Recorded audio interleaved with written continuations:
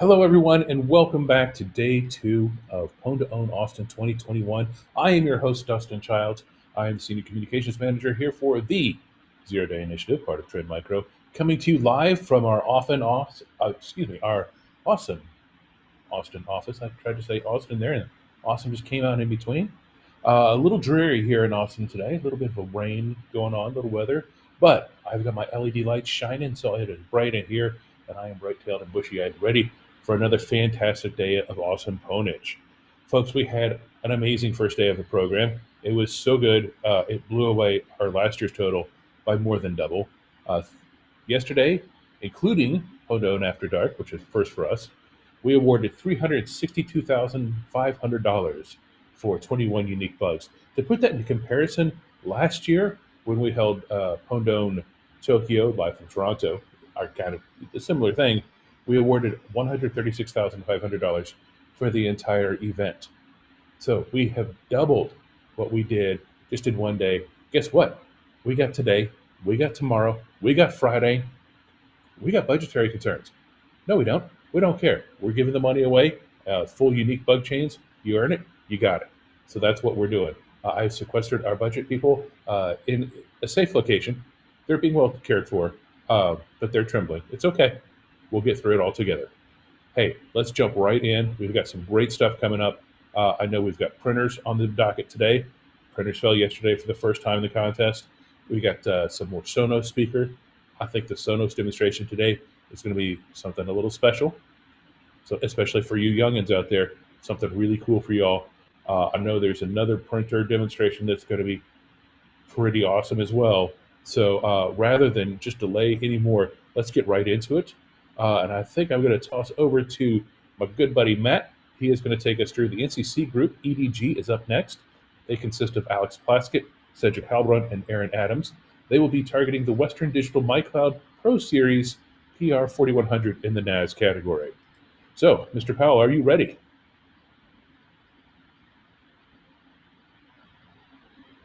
I think Mr. Powell is on mute.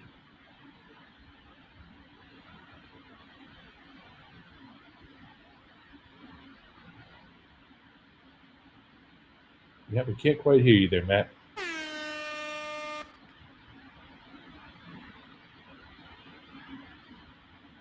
Starting, as you may recall, we have a 5-minute time limit on these, and 3 5-minute attempts within the first 20 minutes, within the 20-minute time period, that is. And that's what you get.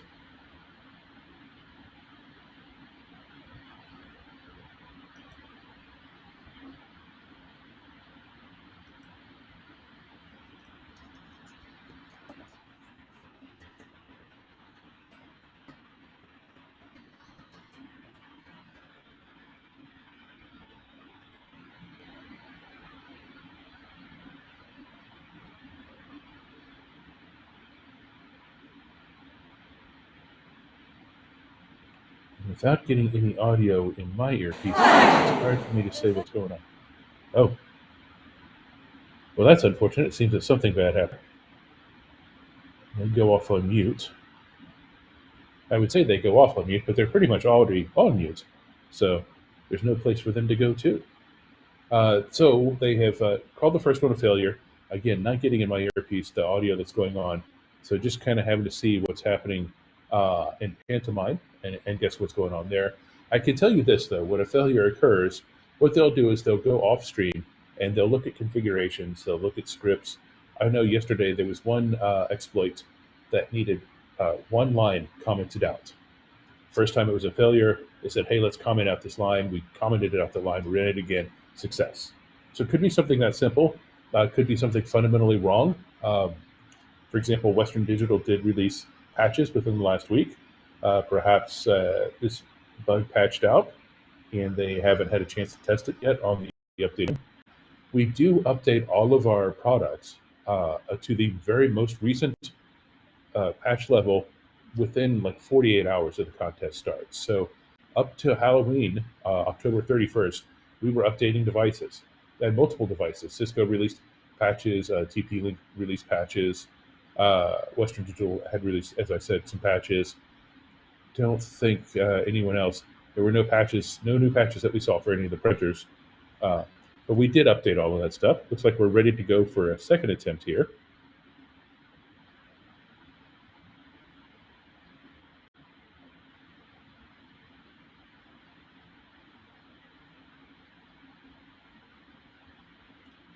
Looks like Matt is also using his face front camera rather than the hard mount camera we have mounted on a tripod. I wonder if that's intentional as well.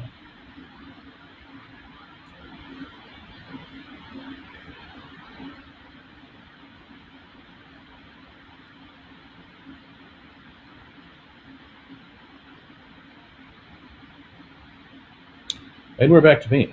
So I don't think they're quite ready to run their second attempt, but we'll see how that goes. Uh, Definitely stormy weather here in Austin. I think that actually is impacting it. Also, I enjoy the fact that that this is a working building. Not a whole lot of people here, but there are a few. So if you see people walking around in the background, you can wave hello to them. They might wave back. You never know. I mean, they've got their own things going on, so you just kind of wave at them, see how they're doing. Uh, let's talk about some other numbers from yesterday. Um, Master of Poe, of course, is the overall winner of PWN2OWN. Right now, we have the team of DevCore who's leading the way. They were awarded $100,000 yesterday and currently sitting on 10 Master of PWN points. But right behind them is the Theory team with $80,000 and 8 Master of PWN points. And like I said, we've got 3 days left to go. So really, it's anyone's competition at this point.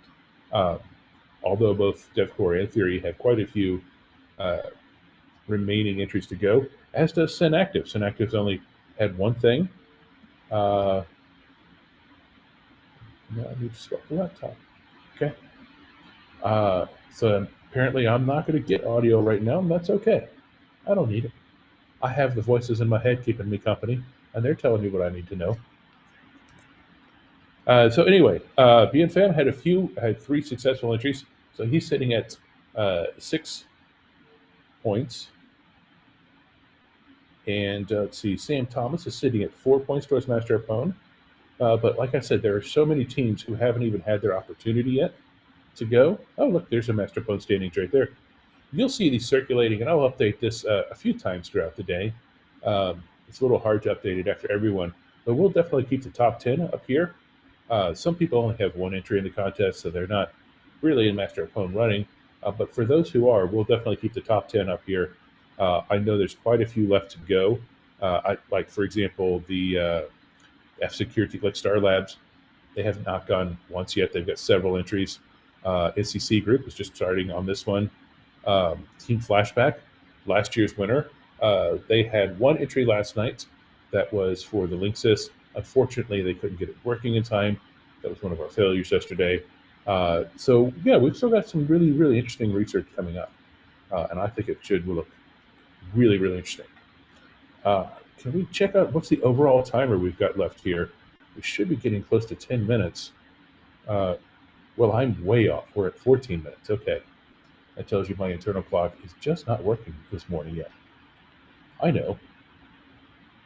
Delicious coffee. At least that's what I'm going to say on camera it is. So again, we have 20 minutes for each attempt overall. Within that 20 minutes, you have 3 5-minute attempt windows. So you can have, it took less than a minute really for their first attempt. So don't worry if they would go down to like less than 10 minutes. They still have time to run 2 more attempts. You don't have to take the full 5 minutes, for example. So they are working on various configurations, I'm sure. There's a lot of things that change between a test environment and then a competition environment. For example, we've seen instances where static IPs were used in a test environment, and they get into our competition environment, a little bit different IP address range. Ooh, one of my favorite ones. This was an exploit several years ago at our PWN2OWN Vancouver, and it took advantage of a bug in the virtual keyboard on Windows, the on-screen keyboard. And what it was is it had put in some stuff, and then all it needed to do, the script needed to hit return. But the test keyboard that was used to write the exploit had a different resolution than the competition keyboard, with different models of laptops. So the resolution was different. So they kept missing enter. and that's all they had to do was get the pointer over and hit enter, and it would have succeeded. But the resolutions were different, and of course, the resolutions, it's just it's just numbers, coordinates.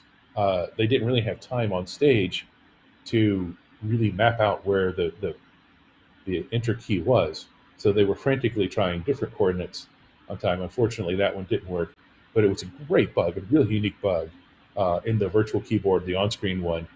And if you have the right coordinates to hit enter, boom, you would have gotten, you would have been awarded that one.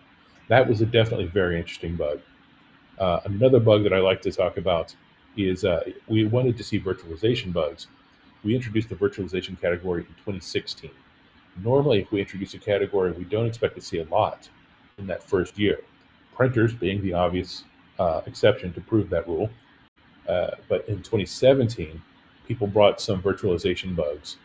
And one of the coolest demonstrations was they fired up a virtual guest, a virtual Windows machine, fully patched, opened Internet Explorer, browsed to a web page, took their hands off the keyboard, and through a combination of IE bugs, Windows kernel bugs, and then VMware bugs, they were able to escape the guest OS and execute code at medium integrity on the underlying hypervisor with doing nothing more than browsing to a web page. And I thought that was one of the best demonstrations I've ever seen.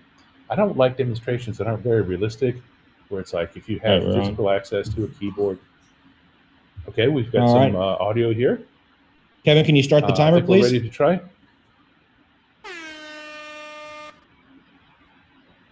We can't hear you anything on the stream, Kevin. So. Okay, we got it. Okay, gentlemen, are you ready? All right. Good luck. Good luck.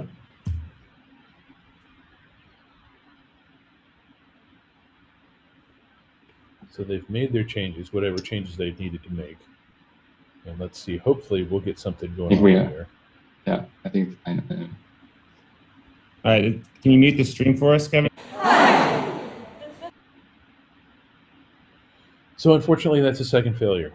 And again, the stream is now muted, although I did hear him this time, so that's good. At least I think I heard him. Maybe it was the voices in my head. Maybe it was them. I'm guessing it was them. We've got about 10 minutes left, and they've got one more attempt. So they've got 10 minutes again to make some different changes, to try a few different things, to look at their environment variables, to look at their script, to recompile, whatever they need to do.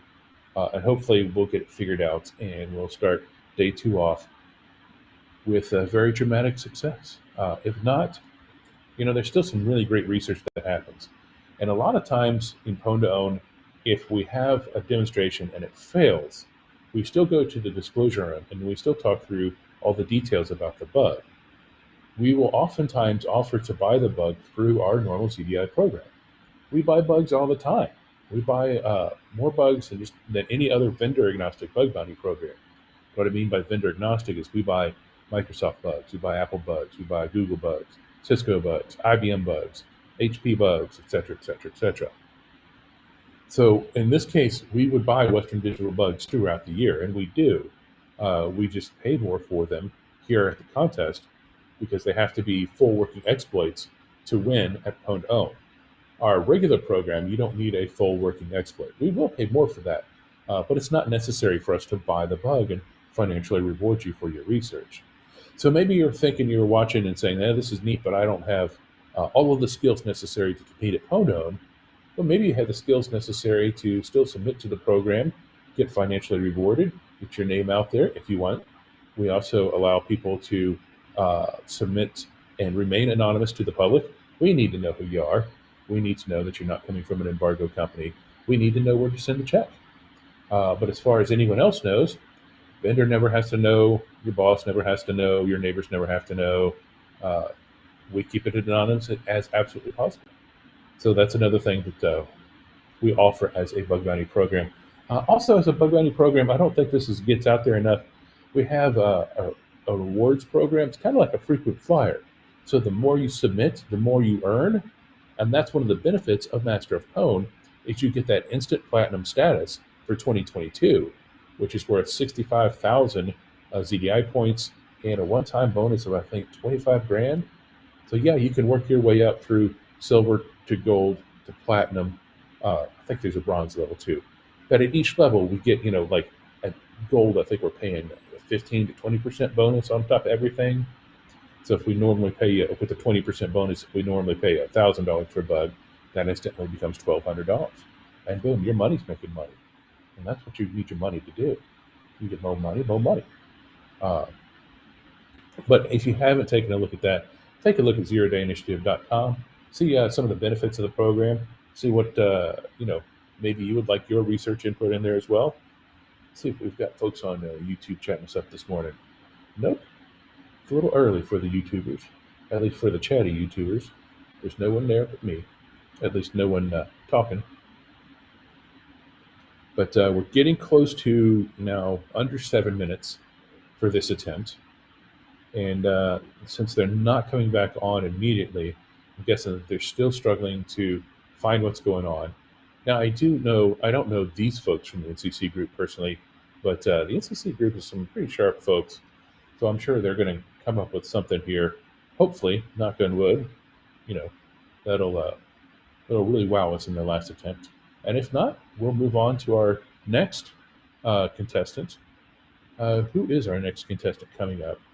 Oh, that's right. After this, we've got the flashback team of Pedro Rivero and Radek Damyansky. Sorry, Radek, I always mess your name up. But they will be targeting the WAN interface of the Cisco RV340 router. We'll head up to our Toronto office for that, and that'll be at 10:30 Eastern, 9:30 Pacific, 9:30 Central, and 7:30 Pacific. That's, again, hang on. Probably coffee. And then after that, we've got our first printer of the day, and that'll be back here. And then let's see, where's other highlights of the day coming up? 1300 Eastern. We've got the Star Labs team, the Samsung Galaxy S21. We had one attempt yesterday, and it couldn't get work. It was unable to be working within the allotted time. So hopefully, we'll have better luck today. And definitely, where is that little Sonos fella hiding at? 1400 Eastern. Definitely tune in at 1400 Eastern. I'm telling you, you really want to see that one. It's going to be an awesome demonstration. That's the Synactive team targeting the Sonos One speaker. Synactive, they like a little flair with their exploits. If you remember yesterday, when they exploited the printer, they had their little ninja guy show up on the LCD. I've heard, a little birdie has told me, that there's going to be something similarly flourish, as you will, neat to go on with the Sonos One. I think it's pretty cool, and it should be a lot of fun. So that's a 2-hour block right there. You need to mark off on your calendars right now. 1300, Samsung Galaxy. 1400, Sonos One speaker. Boom. There you go. That's your afternoon plan. You're welcome. It's okay. Ready to We're go. now under 5 minutes for this.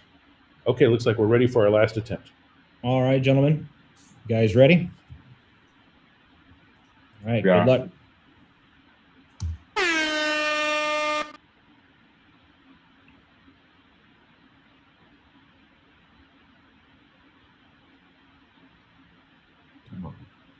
Yes. Ooh, there's a nod. So now you should be able to type. Yes. Yeah. Yeah. There's a fist bump. There we go.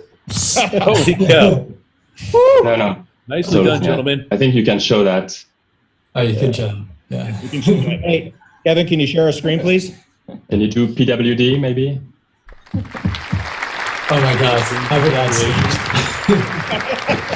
You did it, guys. Congratulations. Show me the money. Give me a heart attack. So I can tell you, sometimes it's tough being the guy sitting in Matt's position, struggling with the keyboard. Let's see, are we able to get a screenshot or anything up of the the target We're ready to now? share. All right, go ahead, Kevin. Can you share that screen? Or not? Nice. Nice. So that shows that we've had a very dramatic start to the day. Whew. All right, after 2 failed attempts, the third attempt with less than 5 minutes to go in their time span, they succeeded. So congratulations to the NCC group.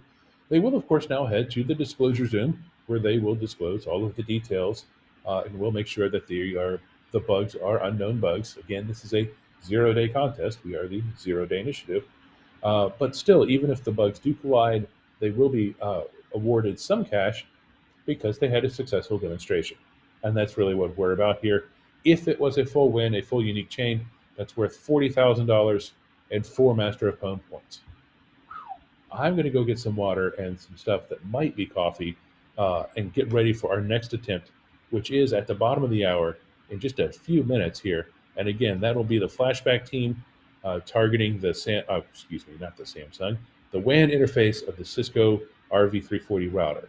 So we'll be back from Toronto. Hang on in just a few minutes.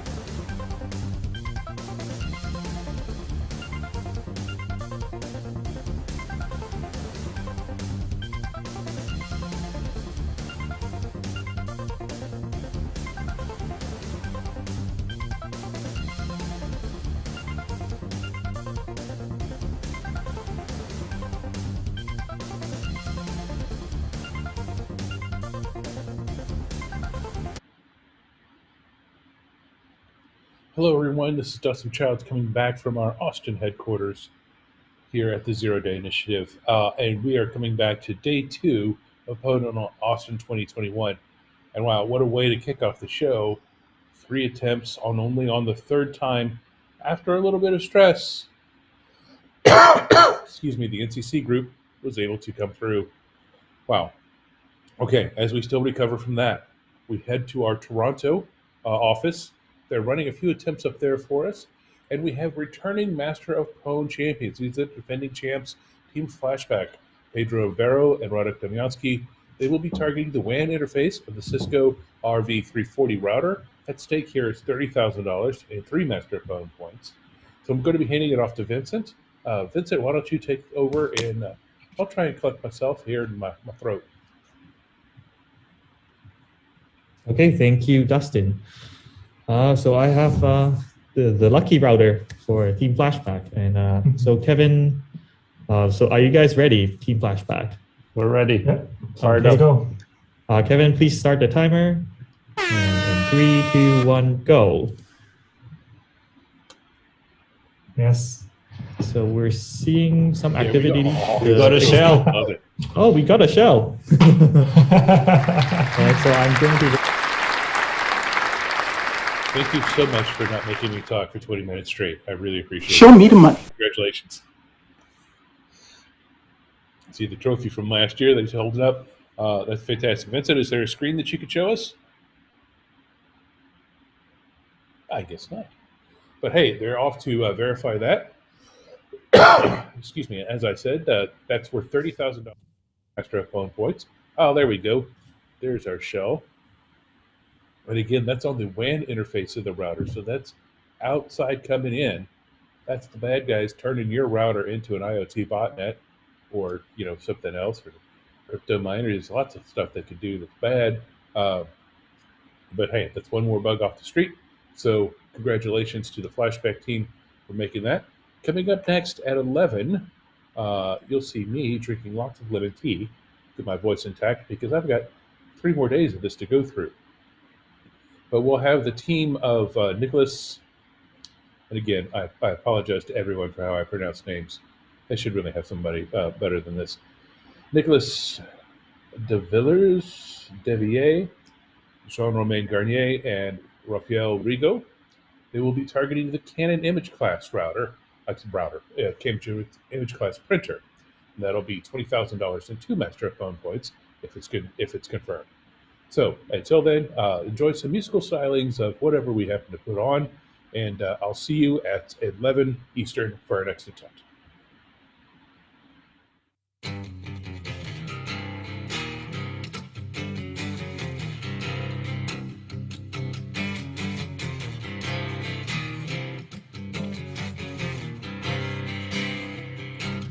You walk that way, I stand in my place, by storm with grace.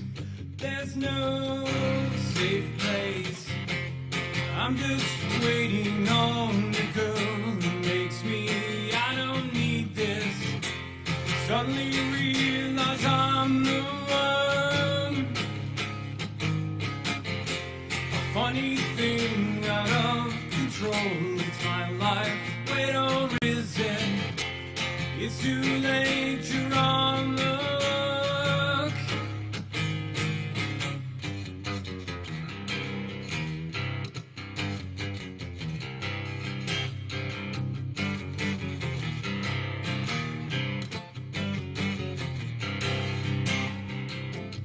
With pain, no blade, you put me in my place. By storm with grace, there's no safe place. I'm just waiting on the girl who makes me. I don't need this. Suddenly realize I'm the one. A funny thing out of control. It's my life. Wait, or is it? It's too late. You're on the hook.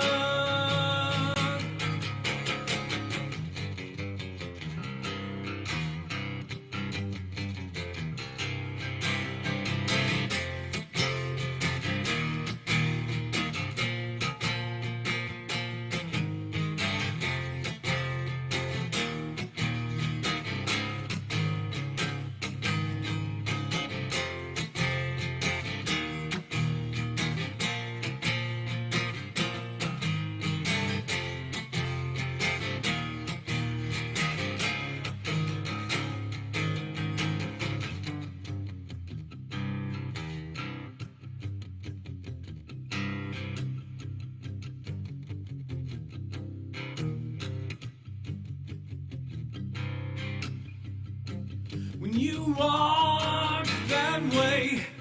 I stand and I pace by storm with grace. There's no safe place. I'm just waiting on the girl who makes me. I don't need this. Suddenly realize I'm the one. A funny thing out of control. It's my life. Wait on risen. It's too late. You're on the hook. And I'm just waiting on the girl who makes me. I don't need this. Suddenly realize I'm the one. A funny thing out of control. It's my life. Well risen. It's too late. You're on the hook. And I'm just waiting on a girl who makes me. I don't need this. Suddenly realize I'm the one. A funny thing out of control. It's my life. Wait or is it? It's too late. You're on the hook.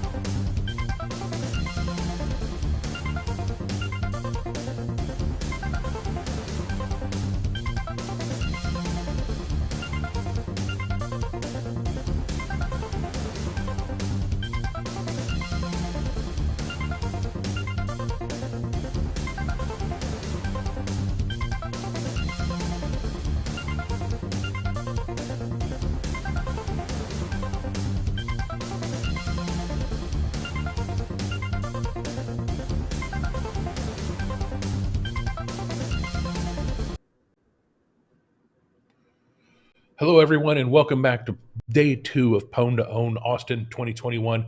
I am Dustin Childs, your communications manager here with Trend Micro's Zero Day Initiative. Happy to be here, proud to serve. And we are taking a look at Canon printers next. It's a gloomy day outside. I just heard some thunder. I hope it doesn't come through to the microphones or anything. If so, maybe it's just overly dramatic. That's fine. Coming up next, so breaking news, by the way. First of all, first entry of the day.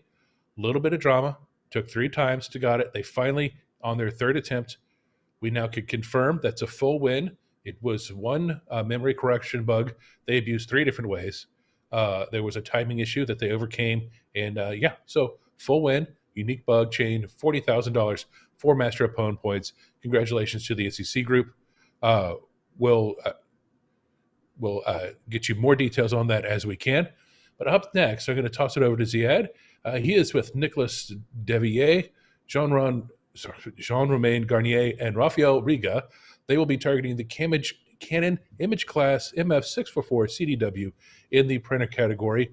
On the line here is $20,000 and 2 Master of PWN points, and I believe these are newcomers to PWN2OWN. So welcome. Let's see what y'all can bring.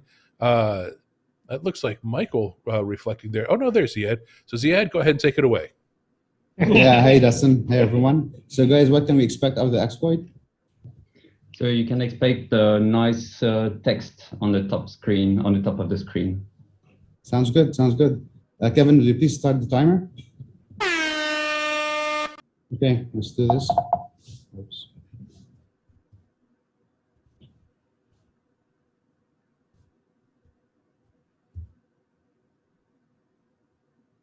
That looks good, right? Okay.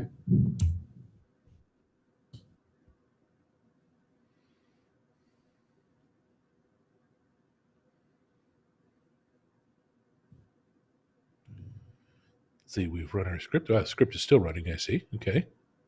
Yeah, we're still waiting on it.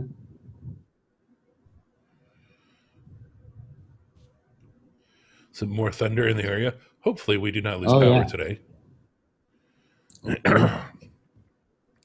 Although this PWN2OWN has had just about everything else, so a power loss would be kind of on brand for this competition.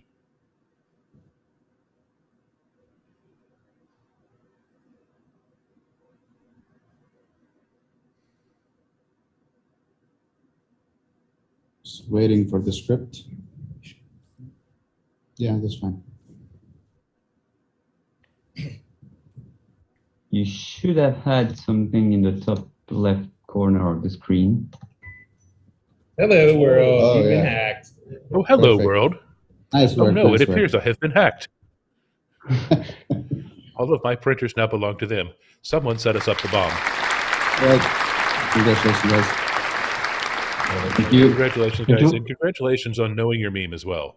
That's some old school stuff right there. Show me the Going all the way back to so that's great.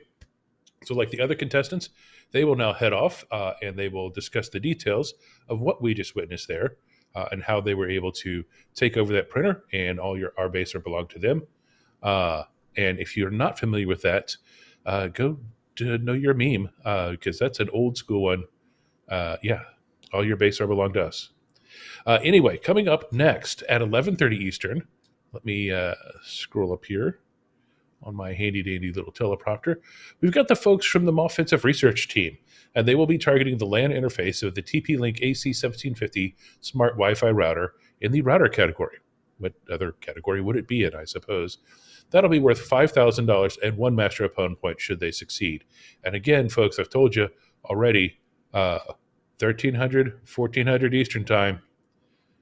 Let's make sure we're here for the Samsung Galaxy and the Sonos. It's going to be awesome.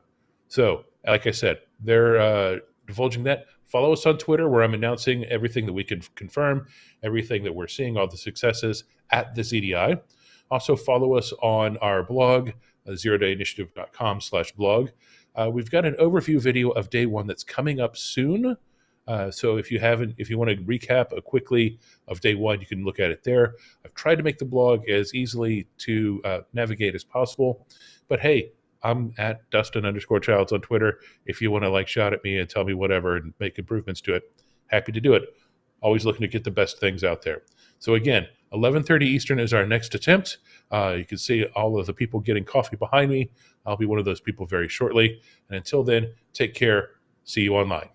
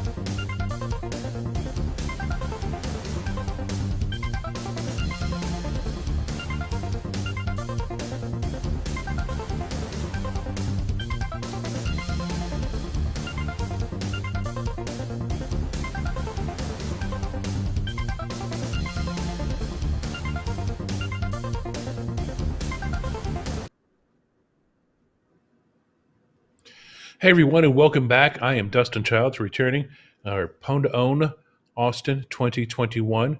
We are now into the second day. We're well into it. If you didn't see on Twitter, we just confirmed two different things. First, we confirmed, let's see, what did we confirm? Let me pull up Twitter. I forgot now. The last team we saw attack the Canon image class printer, and that was Nicholas Devier, Jean-Romain Garnier, and Raphael Rigo. They used a stack-based buffer overflow to get code execution. That was a unique exploit chain, so they do win the full $20,000 and 2 Master of PWN points. And then, of course, before that, you saw the Flashback team, our returning Masters of PWN. They attacked the Cisco WAN interface of the RV340 router.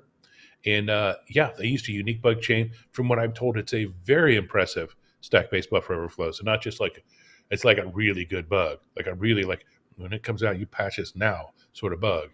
They earned $30,000 and 3 Master of PWN points. I'll update, so on Twitter at the ZDI, you can follow along there. And I'll update our blog here with zerodayinitiative.com/blog in just a few minutes once we get through our next contestants. And our next contestants are the folks from the offensive research team, and they will be targeting the LAN interface of the TP-Link AC1750 smart Wi-Fi router in the router category, of course.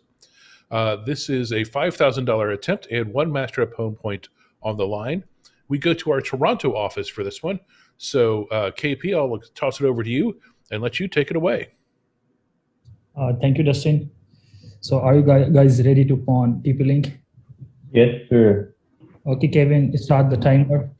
3, 2, 1, go. So we are seeing some activities here. Still seeing some activities at this point.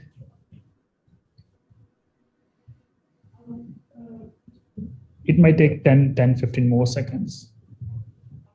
I think the HTTP server hasn't been started. Oh, It's okay.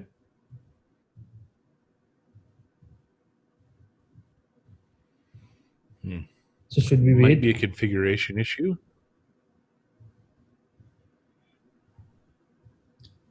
Should I try this one?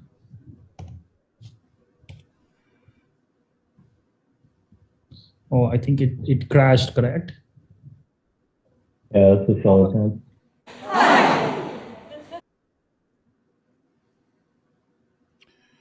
Okay, so I think we're calling that first attempt to fail, but it also sounds like there may be some configuration issues that they should be able to address relatively quickly. I hope so, because if it takes another 20 minutes, my voice might not make it. I got to pace myself. There's like, at least 2.5 more days of this to go. So we got to be careful with the old tonsils here.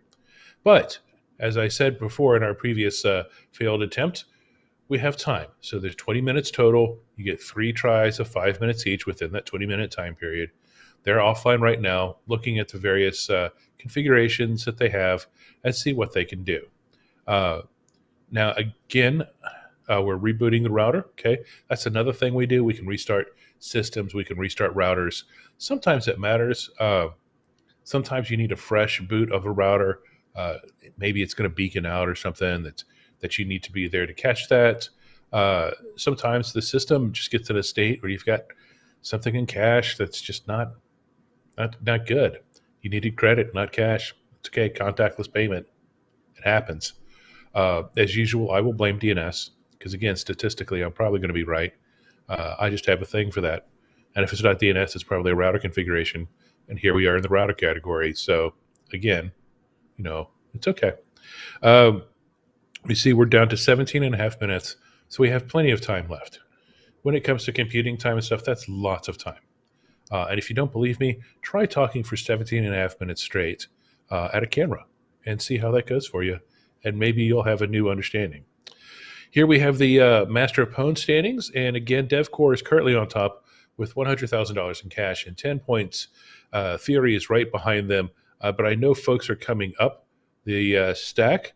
For example, just today, we had the NCC group get 4 Master of PWN points for their successful attempt.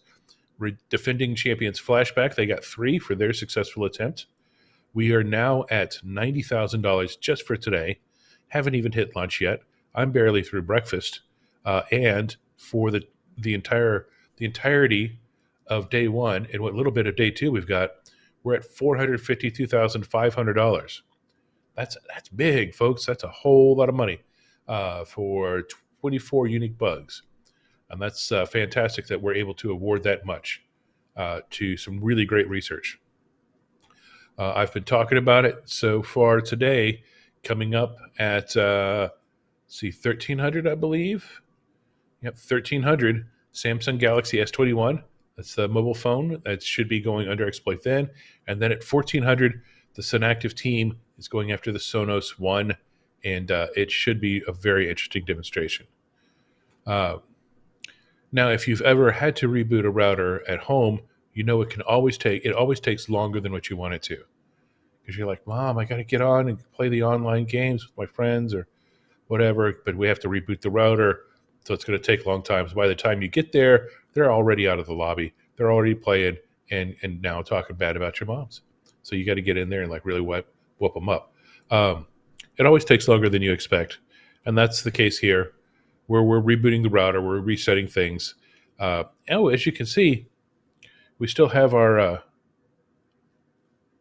Master of Pwn Platinum record, as well as our Master of Pwn jacket, our blue jean jacket. I would love to see how people would customize that jacket even further. It looks like we got 15 seconds or so, according to Vincent, up there in Toronto, getting ready to go back to Toronto for our second attempt in this category, second attempt for this, contestant. I've run out of fingers for how many we've had in this category.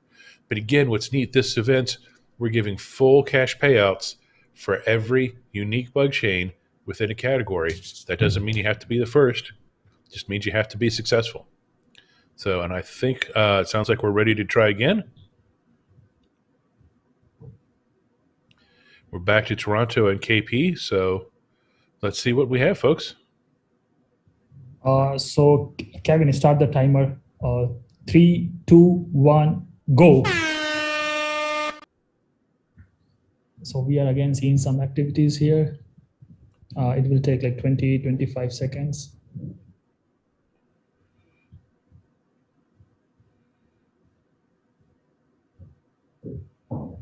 It's still doing its thing. It's spraying, triggering the bug.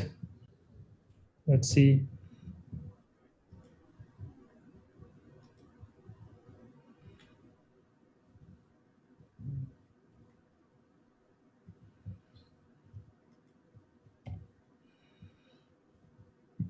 So do we have to wait for 1 minute 30 seconds, Axel? I think we can wait like 20 seconds.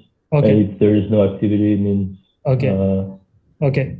So we are waiting for 20 more seconds just to see if we can get the shell back. Okay. Well, we still have over 4 minutes in this particular entry, so we definitely have time to wait for to see if the shell returns. Oh, this thing is. So I think it's correct. Yeah, that's right. But failed attempt. Yeah, it's a failed attempt. Well, that is unfortunate, and I'm sure they'll go back on mute and take a look at it in more detail to see what's going on. Earlier, I could tell you just a little bit of detail about one of the reasons we had a couple failed attempts and then led to a successful attempt. It was a timing issue. So we had some timing issues in that first thing. They were able to make some adjustments to some timings and get through that timing issue.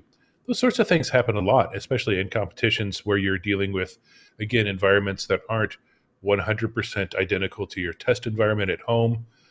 Maybe their test router had a slightly different firmware on it. Maybe it had, again, there's so many different variances that can go in to a particular attempt. Really anything could happen to cause a failure or create something. Again, they're going to go through, they're going to reboot the router right now, and hopefully that won't take too long. I'm sure they'll look at the scripts and the configuration, and I don't know. I haven't seen this one, so I don't know if we're looking at Python, if we're looking at JavaScript, we're looking at, for all I know, it's Ruby. Who knows? Not me. That's who. They know, but they're not telling because they know I'll tell you, and that's not good before it's patched. So that's why they don't tell me stuff. Here's a little hint. If you ever work with a comms guy, don't tell them stuff you don't want the public to know, because we like to tell people things. It's kind of our job. You put me in front of a microphone, I'm going to talk. That's what I do. So yes, the folks are tweeting about the router, the WAN attack on Cisco's router from Flashback already. It's a spicy meatball. I won't lie to you. It's a spicy meatball to be sure. But like we said, we've already disclosed that bug to Cisco. That's the neat thing about Pwn2Own right now is Cisco already has that bug. They're already working on a patch for it. We put them on a time. We put everyone on a timer. So 120 days that they have to make that patch available for the public. Cisco's pretty good about make that timeline as well. So I'm sure that they will have a patch out in due course. But yeah, the vendors are here remotely, of course. Virtually, they're here. We have a lot of people in the building. Unfortunately, we couldn't bring a lot of vendors into the building, even though a lot of the Cisco folks are in Austin too. It'd been great to have them in just face to face, and But yeah, so whether it be for the Western Digital folks, we're handing them their bugs right away. The Cisco folks, they're getting their stuff right away. HP, all of these vendors are getting these bugs as immediately as we find them. So once we get them, we confirm them, we make that purchase, then we get them on the phone and we go through the bug with them. That's also great for the vendor because they have a chance to ask the competitor, well, how did you find this bug? Well, did you get this through dumb fuzzing or smart fuzzing, or, how did you just dream about it one night and go dig it in the code? They can get some insight into the methodologies used to find the bug and not just the details on the bug itself, which is really helpful to a lot of vendors, especially vendors who are new in dealing with the researcher community. They might not realize what a resource that researcher community can be. Okay, looks like they're almost ready. I don't know how much time we have left total in the attempt, but okay, we're just under 10 minutes, so still relatively plenty of time. Again, you have 3 attempts of 5 minutes each within a 20-minute window. So we're down to our third and final attempt. This morning, it was the third and final attempt for the NCC group. Let's see if it'll be the third and final attempt for the offensive group as well. Fingers crossed, we're rooting for them. We root for all the folks. I mean, we want all of the competitors to succeed. I know the vendors maybe don't, but we at ZDI, we're rooting for all the competitors to succeed here. But still, we have to run a fair program and make sure that they actually are. We're not one of those shows that you show up and you get a prize for. Sorry, there are shows like that out there. This isn't that show. That's all I'm going to say about that. More people getting more coffee. See, there you go. I've actually tried to bribe various people to fall down these stairs on camera for me. Just not happening. I don't know. I haven't hit the right number yet. But this stairwell behind me is very beautiful. And who knows, maybe you'll see somebody with a funny hat walk past at some point. I'm certainly hoping for that. I think that I can swing my cash. But yeah, I can't get anyone to just go, heads down. All right, we're headed back to Toronto now for hopefully our third and final attempt on this one. And KP, let's go ahead and I'll give you the floor back. Okay, thanks. So this is the final attempt. All the best, guys. Kevin, start the timer. 3, 2, 1, go. We are seeing some activities. Hopefully, we get the shell this time. Okay. They're still waiting. Again, it's only been 15 seconds, so we've got plenty of time left on this attempt.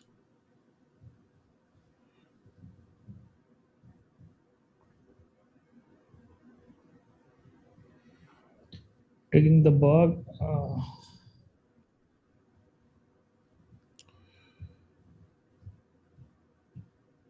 We will wait 20 more seconds.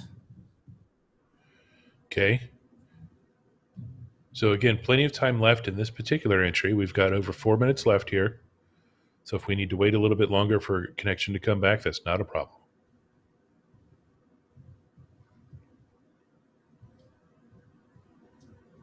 Yeah, I think it's a failed attempt. It's a failed attempt? I think so, yeah. Okay. Oh, well, that's unfortunate. That is definitely unfortunate. Too bad. Well, there you have it. It happens occasionally where you just can't find the right environment variables to correct on the clock, and you can't get your exploit running within the allotted time. So we want to thank them for their participation and go ahead and move on. Up next at 12 o'clock Eastern Time, we have the Synactive team targeting the Western Digital MyCloud Pro Series PR4100 in the NAS category. That'll be worth $40,000 and 4 Master of PWN points. I know the Synactive team has a bunch of entries. I really think they're going for that Master of PWN title. It'd be interesting to see what they do with the Western Digital MyCloud. Had a lot of successful entries in this already, so the possibility for collisions is really there. Could get really interesting. In the meantime, go get yourself some fresh orange tea. That really seemed to help my voice. And make sure that you get a little food in there. Blue Wizard needs food badly. Yeah, we'll see you at 12 o'clock for that attempt.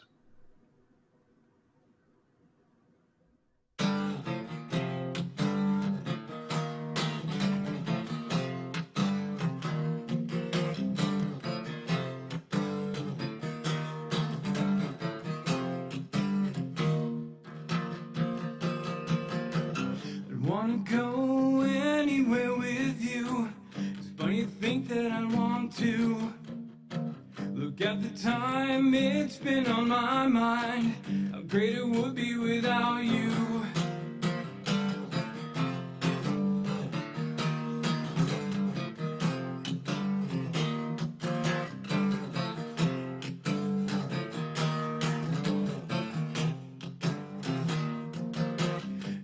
And on, this is so much fun. You make me feel like I'm nothing. And when you scream, this is so unfair. It's easy to see why I'm leaving.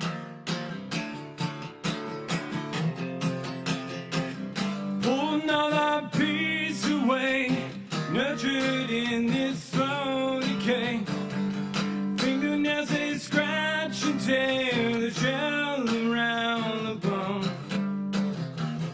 Pull another piece away, nurtured in this slow decay. Fingernails, they scratch and tear the shell around the bone.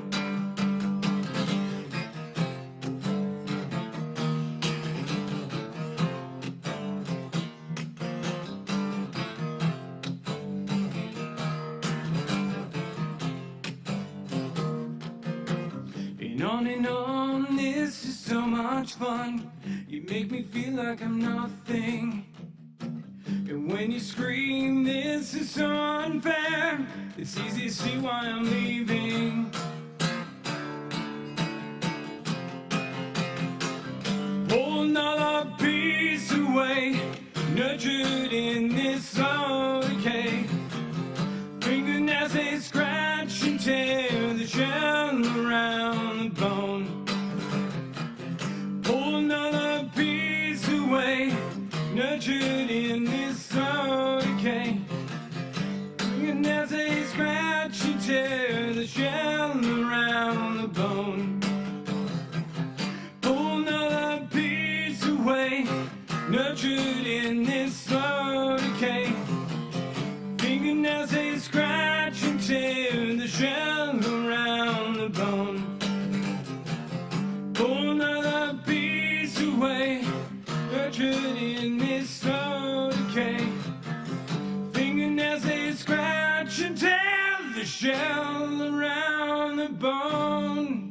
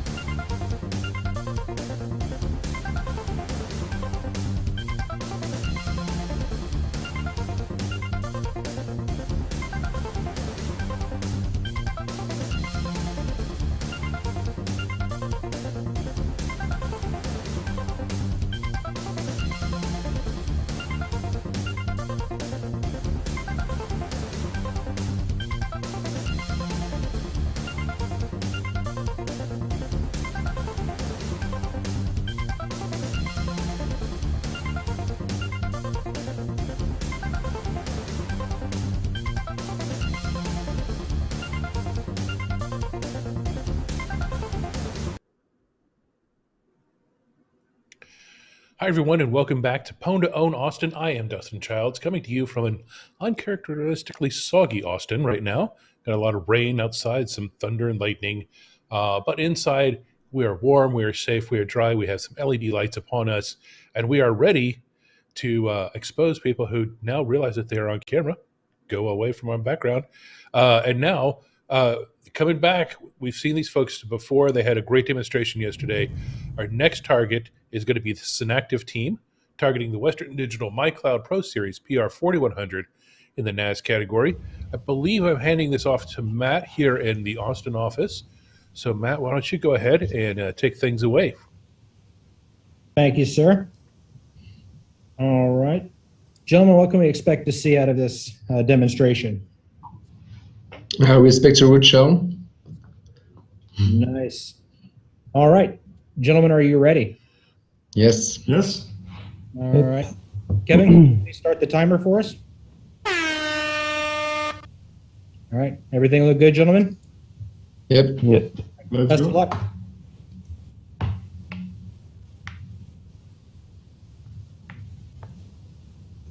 Yay. Yeah. That's Nice. Well, smiles and thumbs up. Maybe so I'm you guessing should that's a- change the current directory.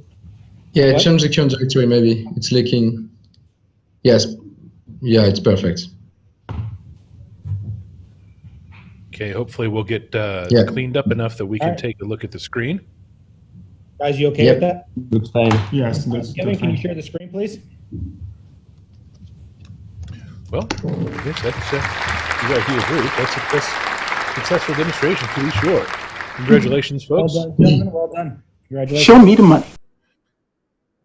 And that's another Synactive successful demonstration. Now they'll go off with Matt and the rest of the team to ensure that those are unique bug chains and not the duplicate of anything else. As I've said before, anything that is a successful demonstration is financially rewarded here at PWN2OWN. Nobody leaves empty-handed with a successful demonstration.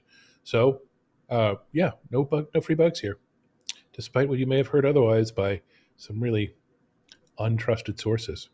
You can trust me. I'm the only source you need. That's it. That's all we got.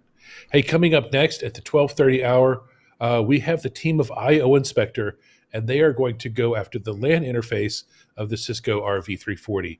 We just saw the WAN interface go down from the team Flashback. Now the IoT Inspector Research Lab will be targeting the LAN interface. So $15,000 and 2 Master Opponent points ready for that one. That'll be at 12:30 Eastern. And again, we're getting so close to those big ones that I talked about earlier, and I'm so excited for at 1300 Eastern, Star Labs, Samsung. That'll be fun. And then at 1400 Eastern, we give you time, a little lunch break in there, little late lunch, little lunch on time for the Central Time Zone, folks. The Synactive team will be back targeting the Sonos One. You're definitely want to stick around for that one. So in the meantime, enjoy yourselves. Hopefully I'll have a video recap of day one up for you shortly. And again, follow us along on Twitter at the ZDI. Follow us on our blog, zerodatainitiative.com/blog. We're updating live results on both. And I hope to see you back at 12:30 for our next Cisco attempt. Until then, take care.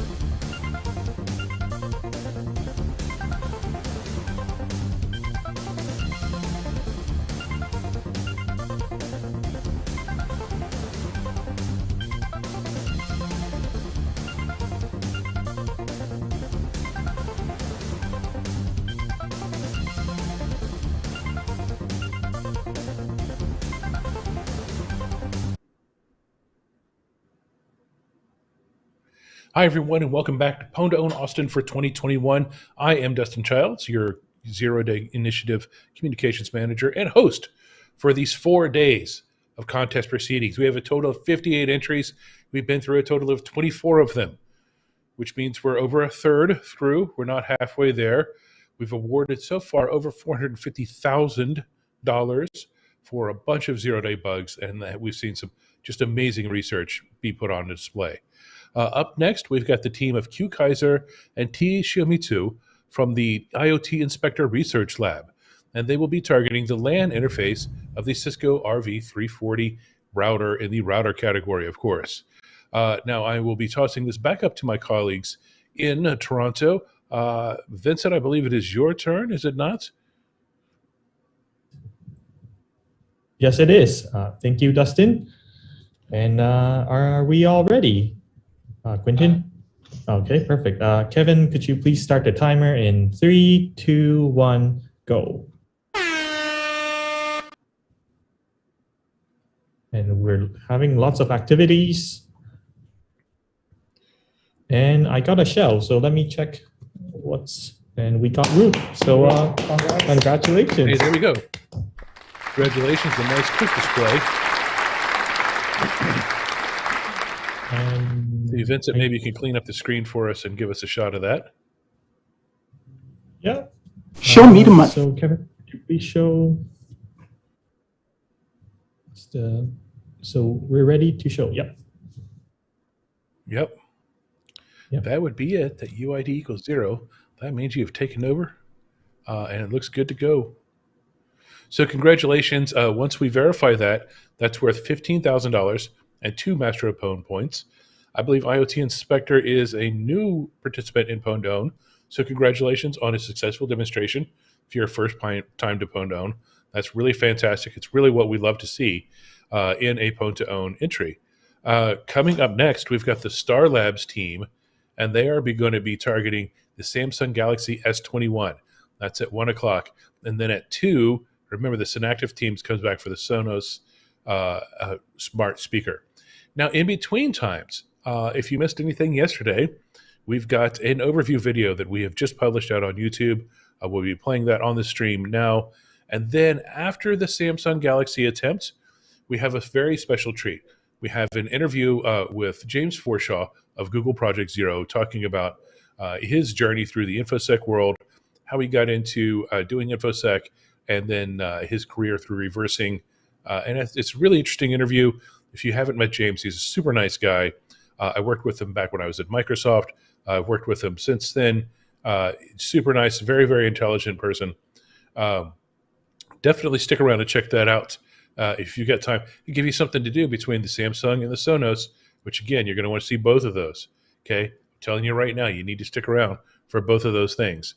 I really hope I'm not overselling it, but I really like it in any case. So with that, congratulations again to the IoT folks. And stick around till 1 o'clock for the Samsung. And until then, enjoy the overview video and enjoy the musical stylings of Neil Brown. Maybe we'll sneak one of his videos in there too. See you then.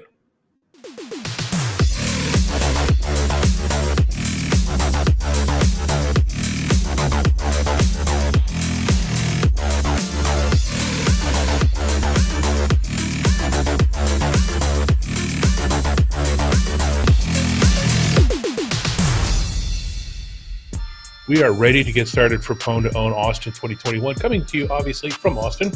A lot of times we'd be in Tokyo for this event, but travel plans change as they do. Yeah. But we're happy to be here in the live music capital of the world. We've got routers, both some really consumer and some mid-grade routers this year. We've got a couple phones that we're going to put on test. We've got some smart speakers, and we introduced printers as a category for this year's event too. So we're super excited about that. Happy PWN2OWN Austin 2021. Our contest this year is our biggest ever, with 58 total entries for the week. The first day saw 19 total attempts, with 4 of these coming after our live stream went off the air. Our daytime program saw 12 of these entries result in a win with a unique bug chain. Hey, there we go. See you there. Oh, look at that. That's quick. Congratulations, sir. That is beautiful. Each contestant that has a unique bug chain gets a full payout during the contest, regardless of the round. Very good. People are clapping, which is usually a positive sign. 3 entries had bugs collide with previously known vulnerabilities. However, these are still successful demonstrations, and they are financially compensated. Yeah, it's a successful entry. So let me clean up. Nice. That was really quick. The day also saw 2 entries fail to get their exploit working within the allotted time. All right. Unfortunately, it is a failed attempt. Hand it back to you, Dustin. We'll go to the disclosure room and work it out. The current leaders for Master of Pwn are the DevCore team of Orange Sai, Angel Boy, and Mei Chang with $100,000 awarded and 10 Master of Pwn points. Close behind is the Theory team with $80,000 and 8 points. However, with an unprecedented 3 more days to go, it's anyone's competition at this point. Highlights of today include the compromise of several routers, both on the LAN and the WAN interface. And hey, there we go. Congratulations. Nice. Yes, we got the root cell. Screen is good to show. All right, can we show the screen there, Kevin? Let's see what we're looking at. There we go. Congratulations. Very quickly done. Very nice. Printers are a new category this year, but they don't provide much of a match to our contestants. Both the Canon and HP entrants fell on day 1 of the competition. Oh, there we go. Look at that. Nice. Awesome. That's perfect, guys. Good job. And we will see if this one takes a while. Oh, look at that. Owned by DevCore. There you have it. Congratulations. Perfect. Congratulations, guys. Our daytime efforts saw the ZDI award $347,500 for 18 unique zero-day bugs. The contest is so large this year, we are running entries late into the night in a program we call PWN2OWN After Dark. We saw 3 more successful entries, bringing the day 1 total to $362,500 for 21 unique bugs. What an amazing first day for PWN2OWN Austin 2021, and day 2 is stacking up to be even bigger. Stay tuned for some truly amazing research.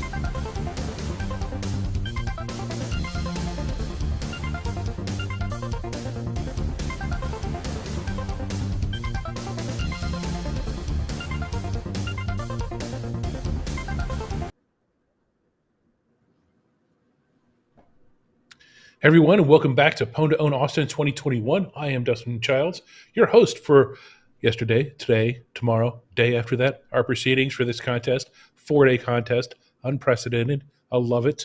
Love the word unprecedented, too. That's just a neat word to say. I don't know why. First of all, a couple confirmations for you. We have confirmed the previous group. That would be the Synactive group targeting the Western Digital PR4100. They abused a configuration error bug, and they were able to get code execution. That is confirmed. That is a unique bug chain. So $40,000 to them. Congratulations. That brings their contest total to $60,000 and now brings them into third place tie for Master Opponent standing as well. That was really great. Next up, we had the folks from IoT Research Labs. We're still deconflicting that with Cisco. However, we can tell you that that from our perspective, it looks like a good win. But again, we're still working with that with Cisco. If that is confirmed, then that's $15,000 to them and 2 Master Pwn points. So up next, we have the folks from Star Labs. And in this case, it's Mr. L and I Am Darkness. Hi, I'm Darkness. Hi, Darkness. I'm Dad. Nice to see you. But we are going to head there. And I think we're going to, looks like Ziad and Michael will be running this one, and we're looking at the Samsung Galaxy S21 phone. If successful, this is worth $50,000 and 5 Master Opponent points. So I'll turn it over to you, Ziad, and say good luck to all involved. All right, let's start with this. Well, what do you expect to see? What do we expect to see? I expect that the calculator app is installed and launched. Okay, so we should see the calculator. Kevin, would you please start the timer? Okay, let's do this. Okay, stuff is happening now.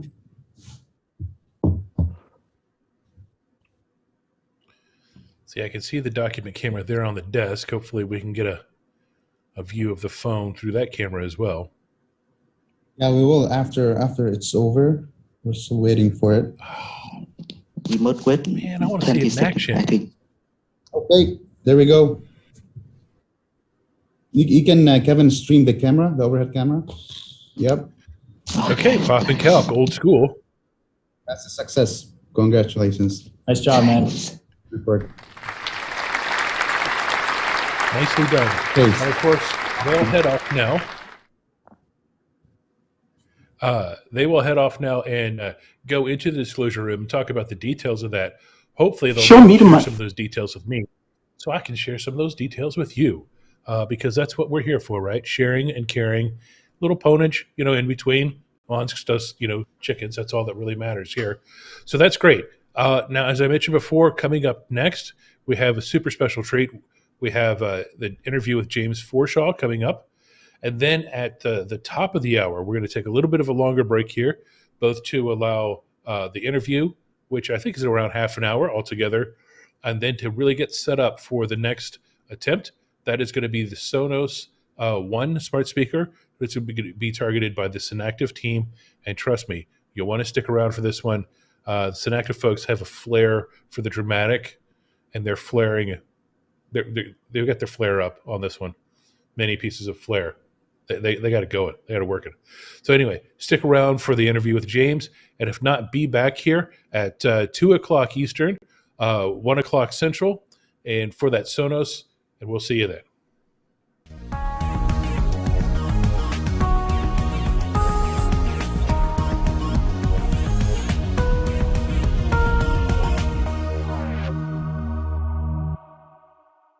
Sorry about that. One more time with feeling.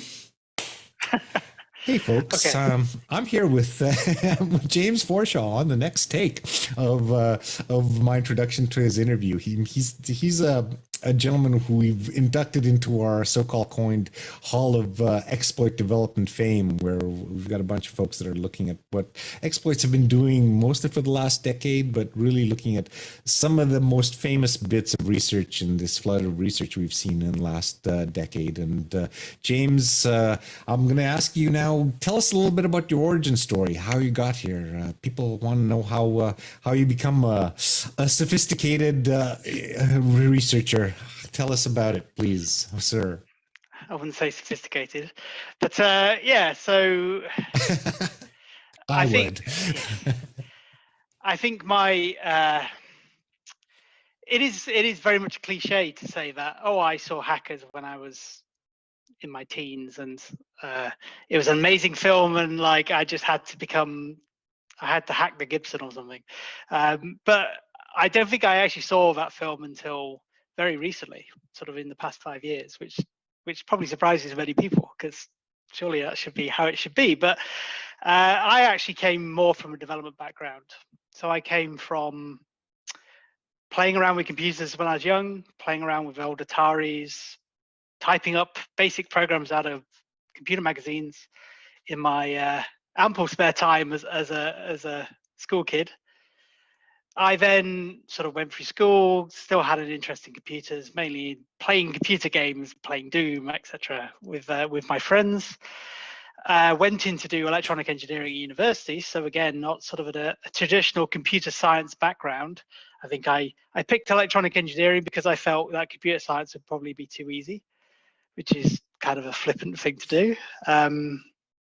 But I still had this programming interest and programming background. So when I actually graduated university, I ended up at a software developer, basically writing secure sort of messaging systems and things like that. So we used to get to learn about crypto and how to, I was playing around with computers since I was very young.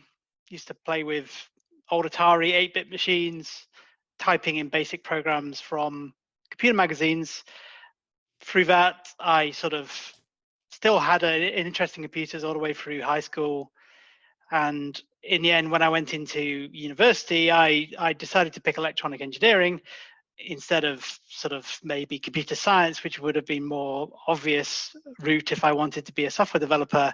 But I felt computer science was probably going to be too easy, so I decided to pick the more difficult one. And I think in some ways, having that background knowledge of electronic engineering has an advantage as well, because it gives me a better perspective of the lower level aspects of the computer system, which turns out for security is actually a very useful thing to have.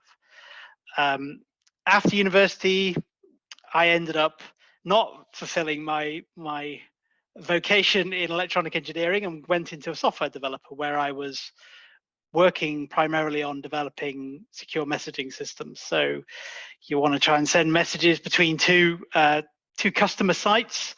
You probably want to try and encrypt it, and therefore prevent people from snooping on that information. But one of the interesting things about that work is, while he may have tried to instill on us like the importance of cryptography and making sure it's secure and don't do anything too stupid, the thing which I think was missing at that point from a development perspective was a rigorous computer security in the sort of information security viewpoint. So one of my friends who joined more or less at the same time at the same company, we still like to joke that we invented SQL injection. Of course, we almost certainly didn't, but when developing a messaging system which had a SQL backend, we, being naive, straight out of university programmers, started just building queries with string concatenation. And of course, that doesn't end well very quickly if you have any external data coming into these SQL queries.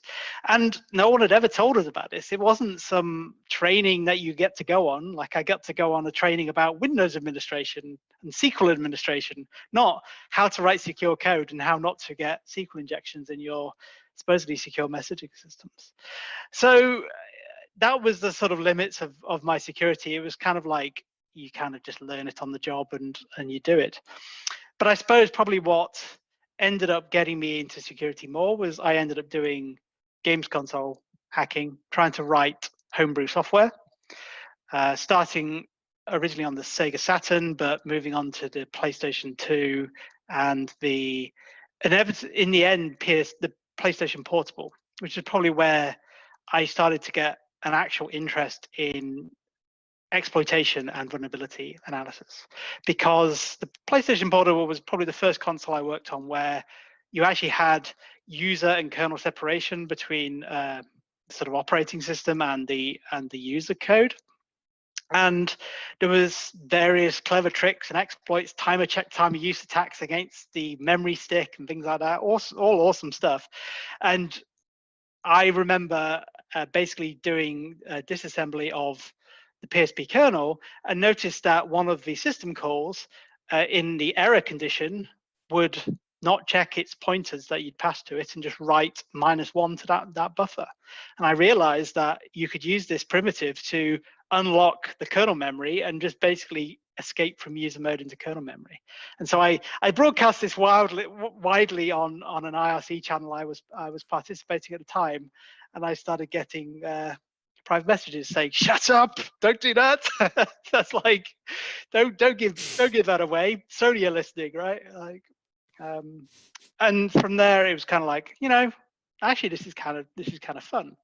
It kind of met my development side of things, because kind of I was trying to think like the programmer, how they would write their code, but I was also kind of being sneaky and trying to bypass their element, like perfect logic of how they'd written their code. So it was only from that the friend I mentioned who we co-discovered SQL injection ended up leaving, and he ended up at a security consultancy. And after a couple of years, he said, you should really come. We would value your skills in looking for these kind of issues. And pretty much sort of that's where my history in computer security kind of became like in a more public fashion, because that's where I did all the things that I am known for. Because before that, I really didn't, other than the console work, I really didn't do any sort of public work. So yeah, that's sort of how I got dragged into the Windows world. So at some point you've got a long list of areas of you've poked pretty big found pretty interesting stuff in Windows. Was that how the transition? By the way, the PSP was brilliant. I still own one, and I love it. And in high school, we would have been natural enemies, because we would have been harping about Atari versus Apple II. So, well, in the UK, like I was actually an outlier, because I should have had a Spectrum, but for some reason I had an Atari. Yes. It's very weird. So that. Yeah. But anyway, let's talk about how did you wind up kind of being dragged into putting such a big microscope on the Windows world?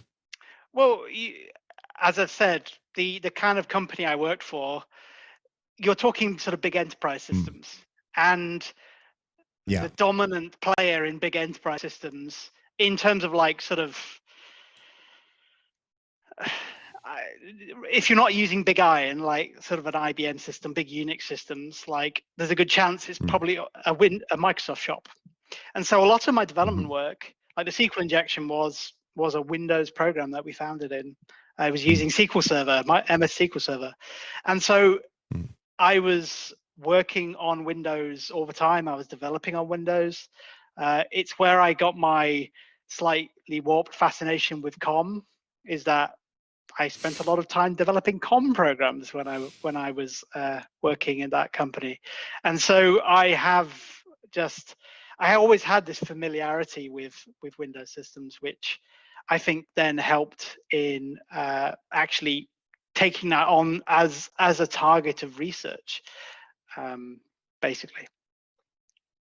I still don't even know that we've fully plumbed the depths of COM these days. But one might ask if you had PSTD from all that COM. But I mean, it's certainly, I think there's a lot of depth that we still have to go in there, and it's still around in all our systems. So it's an interesting, it's still an interesting, I think, knowledge base. It's funny how we're going to carry around that particular chunk of code for a while. So tell me a little bit about your kind of wander through the various Windows subsystems, because I mean you've looked at COM, the sandbox, local RPC. I'm looking through your list of presentations. UAC bypasses, symbolic links. You've kind of, it looks like what you did was you worked your way through a whole bunch of Windows subsystems, making them Swiss cheese as you go along. Is that a fair assessment? Pretty much. Not Swiss cheese, finding the Swiss cheese holes, right? Yes. Yes. I suppose the thing which has already interested me, I suppose, as I say, it comes from the sort of developer mindset, in that it is, I take up security research as a logical puzzle. And so the majority of my security issues that I discover are logical bugs. They're not memory corruptions. You could argue a memory corruption is a logical bug of a fashion as well, but like traditionally you would segregate memory corruption type issues from like a purely logical misconfiguration.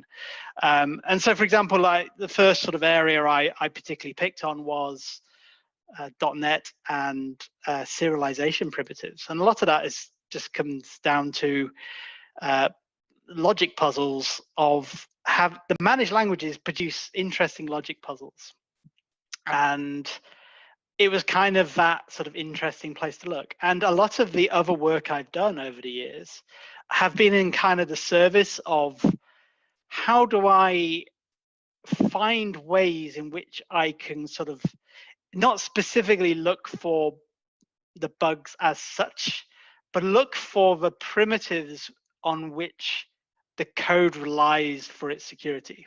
So of course the symlink attack stuff, symlink attacks on non-Windows systems are not anything novel. It's been used on Unix systems since almost certainly symlinks came in and BSD. They've probably been exploited for years. They were used abused the next day. Yeah, right. Exactly. Yeah. Exactly. But I realized that there was only a very sort of limited surface of how much people had sort of looked at how Windows implemented symbolic links and how those could be exploited, and the primitives around making that exploitation like reliable, predictable. And actually, in some ways, my research has always tended to focus on those sort of exposing the sort of soft underbellies of a product to find then the bugs which end up relying on this soft underbelly, and they kind of like, it's just not very supportive and it kind of collapses. And the advantage of that as well is the people don't look at. Exactly. Yeah. And it's a sort of more it allows other people to take that on and actually run with it. So for example, the symbolic link stuff again, I wrote some tools, I gave them away publicly for free.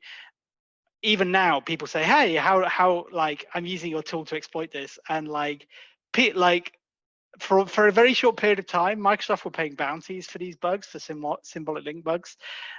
I've heard that allegedly it cost Microsoft in the millions for these bugs of this bug class.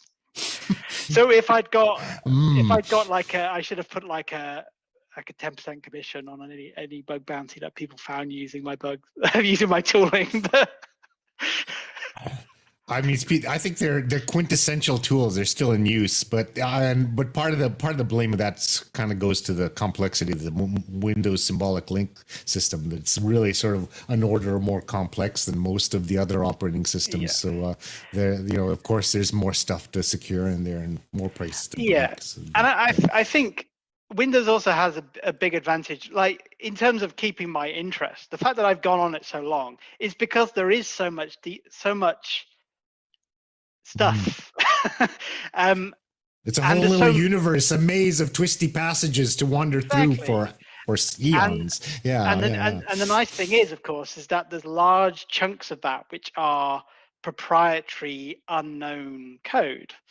And interface layers are, if anyone asks me what the best way to find bugs is, it's usually focus on those interface layers. If you get an impedance mismatch, going back to my electronic engineering training, if you have an impedance mismatch between one side of your interface layer and the other side of your interface layer, you're going to have problems. And Windows has this massive one called Win32 and the NT kernel, and those things aren't necessarily completely synced up. And bugs lie in that sort of that intersection between those points. They do. I say make the metaphor. They try to plug a lot of 29-pin plugs into 25-pin plugs, and there's all kinds of APIs with undocumented bits. I can see your fascination with it. So you've obviously you've looked at a couple of different components. The question that I ask sort of everybody in this series: what's your sort of favorite bit of research that you've done? What's the most interesting one, or do you have a story about something that was really complicated, difficult to overcome, and was kind of funny how you overcame it? What's the one that comes to memory first when I ask you that? I guess some of probably the one which sort of sticks in my mind the most is related to some of the NTLM reflection attacks I discovered. So I discovered a few different ones, like one in RPC, one in like abusing WebDAV, things like that. And again, like NTLM relay and NTLM reflection were never like they were never something which you would consider like they were already known about before I came along. But like as Microsoft tried to close down the remote remote attack surface for a lot of these technologies, then some of them end up being kind of interesting from a local privilege escalation perspective. And that's what I focus a significant amount of my time. I very rarely look for remote code execution bugs. Again, like if I find one by chance, fantastic. But in general, local privilege escalation is kind of my thing. And those sort of interesting attacks kind of, people didn't really think about it, I don't think, until it was like, oh, well, you tell WebDAV, like you get Windows Defender to scan a file on a WebDAV share for you, but you actually host a WebDAV share on your local system, and then you can steal systems token and maybe relay that somewhere else. Or if you happen to be in a semi-privileged location, you can negotiate that to get an access token back and say, hey, I'm actually system now, and you can then compromise the system that way.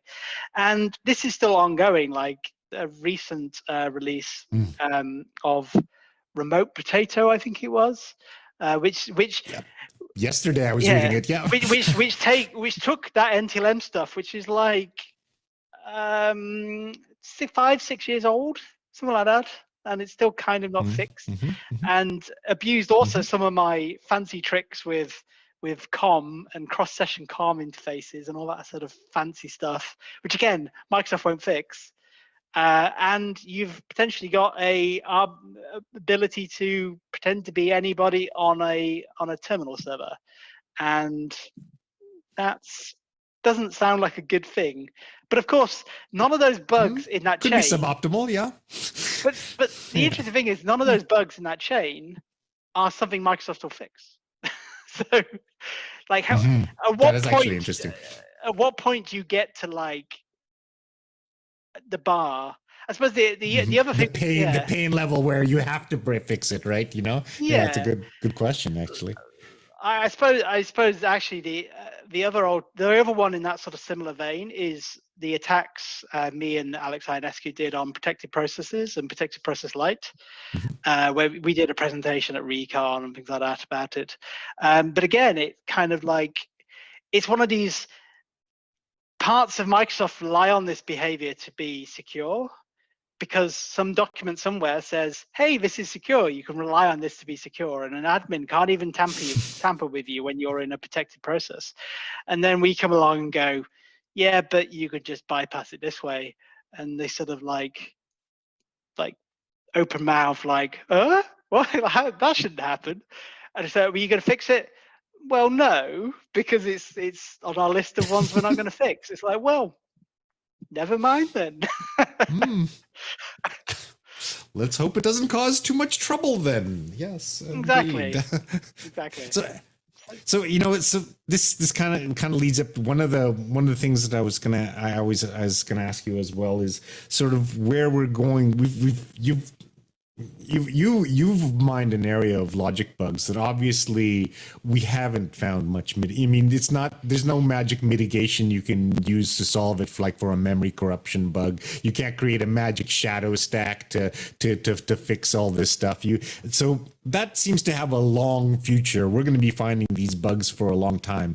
Where do you think, I mean, with that as a preface, where do you think that exploit development's going in the next decade? Where do you think are going to be the hot areas? Do you think logic bugs are going to continue to be the fruitful ground, or is it going to be a lot more serialization stuff? Where I'm looking to, what's your crystal ball vision for where we're going? I suppose it's a hard one. Well, the thing with logic bugs is, I suppose, it depends on the target. You have to look at, for example, the recent spurt of exchange issues, and they're almost certainly primarily logic bugs. They're serialization issues or logic bugs, and Exchange is an extremely complicated application and primarily not native code. It's primarily .NET based. So there really is very little option to find those sort of your classical memory corruption attacks. But if I was actually a betting man, and actually I was going to look at where things are going in the future, I would say that the future is memory corruption. Because no matter, like people would say like 10 years ago that like memory corruption is going away. Like I remember having a discussion with someone very important who said that Windows Vista would eliminate memory corruption vulnerabilities. Strangely enough, it didn't happen. And yes, I know there are. This is my shock face. Yes, and like it's possible that the Rusts of this world will take over eventually and effectively eliminate most memory safety hazards in like published software.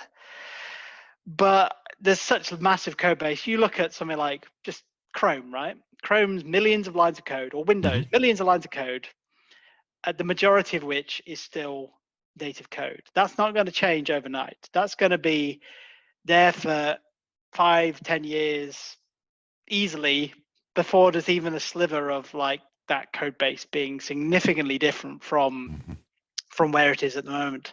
And all the efforts to put on anti-memory corruption mitigation work, there's never been one which hasn't been broken. Like even like PAC on iOS devices is a lot of people hours was invested in that feature. But in the end of the day, people still found multiple ways around it. And yes, it will get better, and they'll close off the obvious routes into it. But I just foresee that maybe, yeah, I suppose you have to take into account that the things that people are, of course, most like inspired by in some sense is the sort of high-end exploitation. And I can't imagine that a very skilled attacker would not be still using memory corruptions 10 years from now. Probably there's a good chance that some of those bugs are still present in modern software right now, and they'll be using them in 10 years in the future. Like statistics would argue that it would be stupid to argue against that. I was surprised to hear about your memory corruption answer, because I think everybody else has been so fixated on mitigations of last a while. But of course, it makes sense. My counter to that would be, I think that there's still going to be a lot of memory corruptions. We're driving deeper and lower into the, back to your electrical engineering background, into the firmware, and there's all the places where the mitigations and the operating system structures are even weaker. But it's an interesting interesting take on it, and I can't find anything that I would say that would argue with it. But I'm surprised to hear you. I thought you were going to be holding the banner for logic bugs for strong and hard. So, look, I will be very surprised if logic bugs ever become the predominant type of exploitation in any capacity, because logic bugs in general I've always found them to be somewhat lower density. They have a lot more preconditions to generally getting them to function and to be useful primitives. And the obvious analogy is it's usually easier to kick the door down than pick the lock. Good one. Thank you, sir. So, okay, I think actually we're actually at a pretty good length. That was pretty awesome. Is there any other? I'll snip this a little bit about. But let me just flip back, because the one question we haven't answered yet is, so when you what kind of tips and how would you? If there's lots of people who are wanting to know how to become a better vulnerability searcher, bug hunter, better security analyst, I mean, what kind of things have been successful for you when would you offer as advice for other folks in the field? I obviously have my developer bias hat on. I don't have a hat at the moment, but my developer bias hat says that developing tools to better understand the area of interest. So you pick an area of interest and you write tools to analyze that. Whatever you can divine as being the security aspects of that functionality. So whether it just be literally, how do I exercise this piece of code in a regular way, in a repeatable way? Of course, this is coming from a logical vulnerability background, but of course, like if you were memory corruption hunting, then you'd be writing your fuzzer and things like that. I think the act of writing the tooling to take some particular product apart kind of gives you a better appreciation of the thing you're looking at, because you can more easily test out theories. You can test out stuff. If you're just sort of like poking at stuff and just playing around, then it's just generally not as advantageous to my workflow. So that's why you'll see a lot of my output is in the tooling side of things. Yes, I find bugs, but I also write a lot of tools, and a lot of them end up in public as well, because I like to share things. I like to provide other people with the ability to do some of the stuff that I do. But yeah, it's no different. Like if you're a web app person, you'd have your copy of Burp. You could do it with curl or netcat if you really wanted to, but you would not be anywhere near as masochist, because you need to eliminate the drudgery, get past the sort of mechanical aspects of that security research. So that's sort of like the actual finding of bugsy bit. I suppose the other aspect of the question is how do I pick my targets? How do I pick what to look at? And that, of course, is somewhat more nebulous, because sometimes it is literally just down to I read a blog post about some interesting technology. The number of bugs I found just from reading the Microsoft Windows blog about some new feature they've just added, and then going, right, they're bound to mess that up. How do they do that? Yeah. And so I go and humans do err in predictable ways, don't they? Yeah. Yes, any new. It's an obvious case. If you're going to pick a technology to go look at, if you're going to pick an area to go look at, pick the extremes. Pick something which is either absolutely brand spanking new, or pick something which has been around for 20 or 30 years. If you pick something in the middle, especially something which is a well-known attack surface, that you will find bugs, but it potentially will be less fruitful. It will be potentially less interesting and potentially less or more difficult in general. But if you pick the latest stuff, with the difficulties of developing new products for any company of any size, including someone like Microsoft, actually those new products, there's a good chance that even now with SDL, etc., there's probably bugs in that new product. And something which has been around 20 years, especially if it's something which is more focused on sort of enterprisey type things like Com Plus and stuff like that. Those sort of areas that people have a passing like familiarity with. Oh yeah, that Com Plus thing. That's like Com, but more, isn't it? Yeah, it's a lot more of interesting stuff.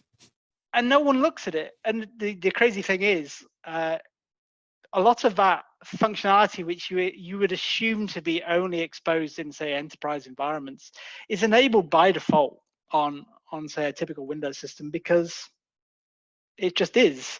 And as long as there's no code which uses it, no one notices. So that is kind of a common problem of late, that the Windows kernel is filling up with all manner of features, things like containerization and stuff like that, which, as far as I can tell, some of that is probably only ever enabled in, say, Azure, which you will probably never realistically be able to exercise in any useful fashion. But it's still, some of it is still there in consumer versions of the OS, just not exposed through any obvious API. Vestigial.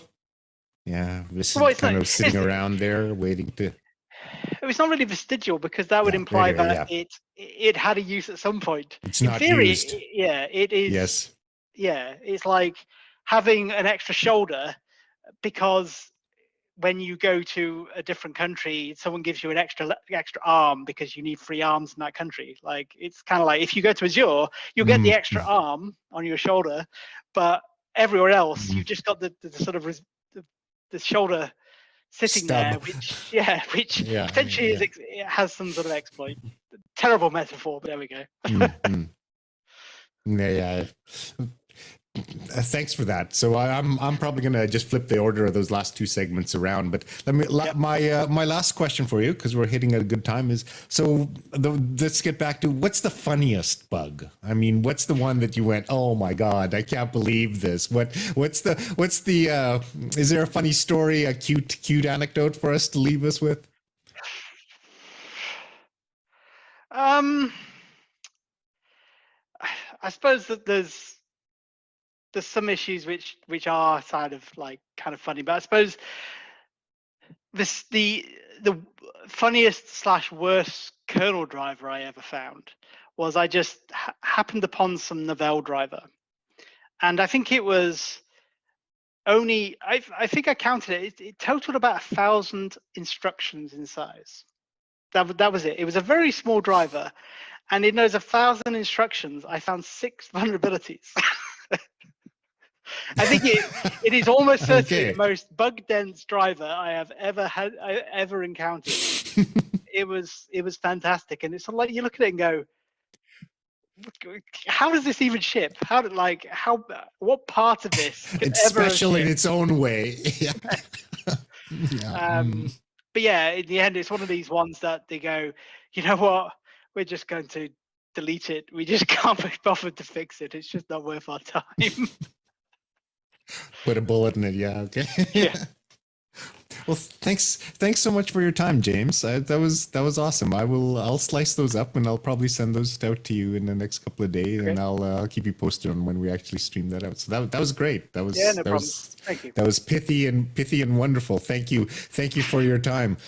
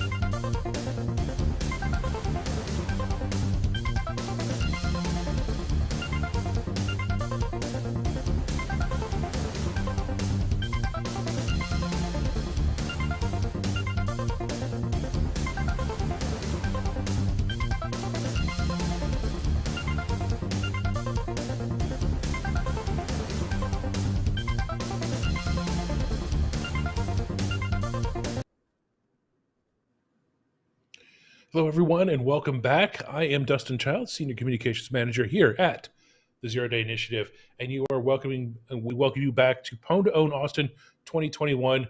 We're having such an exciting day. I'm all verklempt. That's exactly where we're at. I just can't get over it. Have some confirmations. I just tweeted out one, that Samsung Galaxy S21 exploit that we saw. Really nice work. It just happened to be a bug collision. So it turned out the vendor was aware of one of the bugs used, and it just hasn't rolled out a patch yet. But they still earned $25,000 and 2.5 points towards Master of Pwn. So nicely done to that team from Star Labs. What we have next is one of the highlights, I think, of the competition to me. And I'm so glad you decided to join me, because this is going to be a lot of fun, or so I think. We'll see how it goes.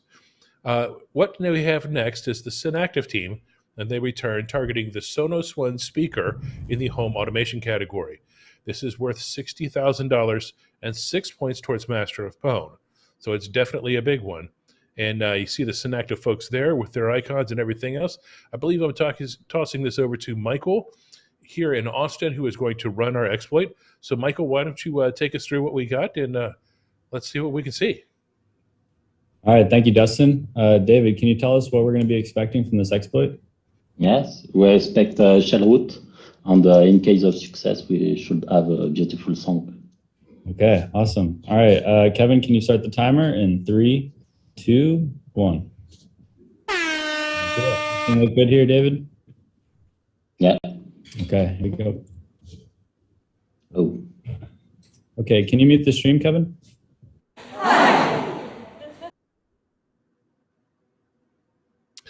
Well, that's unfortunate.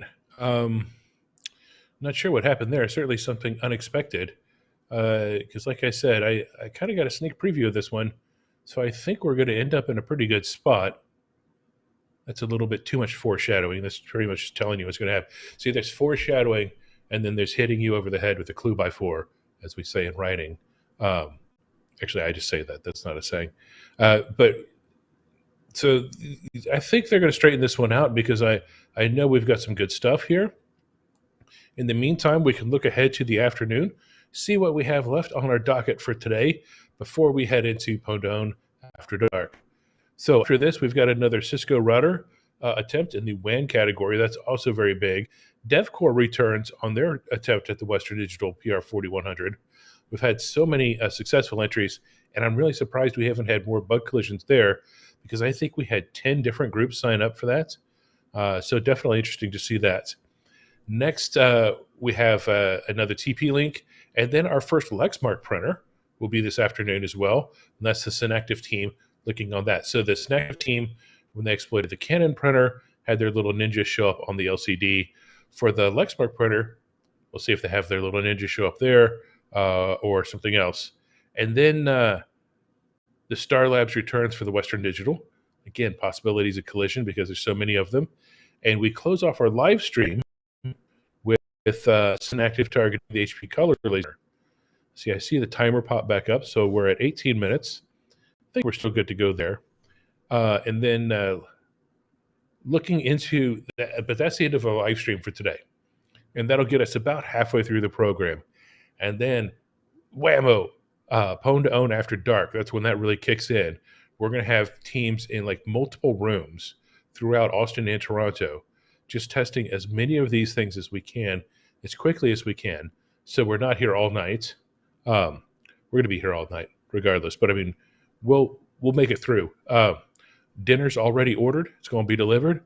PF Chang's. That's worth hanging for, right? It's better than pizza, from your local pizza delivery place. But we've got NAS categories tonight. We've got more printers tonight. We got more routers tonight. We got a bunch of stuff going on tonight. So 1, 2, 3, 4, 5, 6, 7, 8, 9 attempts after dark. And believe me, you can get it done after dark. That's for sure right there. And then looking ahead till tomorrow, we just keep rolling. And we keep rolling and we keep rolling. We'll have a couple after dark. And then Friday, we finish with 4 attempts on the 4th day. That's a coincidence. I wish I could have thought of that beforehand, but that makes you go 4 for 4 right there, and that's a good way to finish it off. It should be pretty interesting. And by that time, we should have a pretty good idea of how the Master of Pwn is going to shake out. But it could be, because DevCore has one on that 4th day, it could come down to that. It could come down to that last entry right there to see what happens. We've got some interesting stuff coming up over the next couple of days. And, now I'm kind of a little worried because I was told that this demo was going to be like something really special. I'm afraid I might have oversold it to you. I don't know any magic tricks. I don't. I can tell you the fingers never touch. That's for true. I'd get a laugh at my uncle, but no one else. So we'll see what's going to happen with that. I know the team is working on it. And again, we've got 3 tries within a 20-minute period. Each try is 5 minutes long. So hopefully we'll get back there very shortly. We're just at 15 minutes. Like I said, the demo should only take a minute or two. So we can get under 10 minutes and still have plenty of time to try it twice if we need to do that. What they're probably redoing right now is they're probably restarting that Sonos 1 speaker. Maybe they'll even swap it out for a totally new one. We've been able to do that before. Making sure that the router is nice and configured, all those sorts of things. Everything that could go into what potentially could be a problem, they're going to take a look at. They're going to go through the code, make sure that the IP addresses are correct, that there's nothing hard-coded in there that shouldn't be. And hey, did you catch that interview with James Forshaw? That was pretty interesting, right? We have another one coming up tomorrow, and from someone else in Google Project Zero. So that should be pretty interesting as well. Definitely stay tuned for that, because I think you will find her interview very enlightening as well. And then, I think we may have a talk that we can get to from PACSEC. Oh, look, there's our guitar. Austin is the live music capital of the world. That's one of the reasons we are highlighting the music scene here in Austin. And of course, I'm from Nashville, Tennessee, which is Music City. It's kind of great. I'm the best of both worlds. By the way, if you're in Nashville, as much as you can, avoid some of the dives on Broadway. Here's a tip. Station Inn. Go to the Station Inn. Much smaller, much cleaner, much nicer folks. You'll see people coming on the way up. Bluebird, thanks to the Nashville TV show, it's hard to get in the Bluebird Cafe anymore. But if you can, that's the place to go. Garth Brooks discovered it right out of there. Taylor Swift, she was discovered right out of there. Pretty much everybody has to play the Bluebird on the way up. And it's in the round, too, which kind of makes it cool. Very nice place to go. Avoid Kid Rock's Bar. Avoid those places downtown and on Broadway. That's like Times Square. Like bachelorette parties go there, and it's a smell. You don't want to do that. So, yeah, New Yorkers don't go to Times Square. Nashvillians, we don't go to Broadway. So, Station Inn, Bluebird, check them out. And then if you could see a show at the Ryman, it's Mother Church. I mean, you got to go see a show at the Ryman, right? Saw Ricky Skaggs at the Ryman, I guess it was a long ago now because COVID. But, right before the lockdown, saw Ricky Skaggs at the Ryman. That was pretty cool. If you're like me and a Ricky Skaggs fan. If you're not a Ricky Skaggs fan, maybe not so cool for you. Let's see, I think we're probably down to about 12 minutes on this time limit now. See where we're at. Oh, okay, we're going back. Michael, are we ready for our second attempt? Yes, we are ready for I got you right now. All right, let's make it happen. Okay, ready? And 3, 2, 1.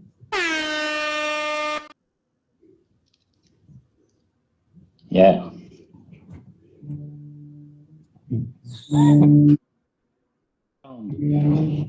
Excellent. Well done, man. Congrats. Hearing something. What, it cut? It cut? Oh, no. Well, it looks like we had... Oh, there we go.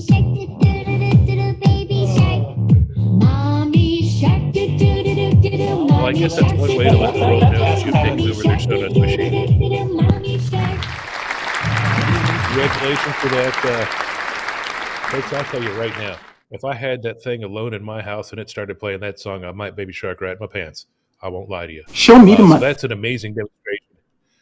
That, once we confirm it, will be worth $60,000 and 6 Master of Pwn points, which, if I remember correctly, and I'm pretty sure I don't, that should put Synactive into the lead. And I think that actually will, now that I look at my spreadsheet, because I don't remember anything. That's why I have spreadsheets. But that will actually catapult them into the lead once we confirm it. We have to confirm it first.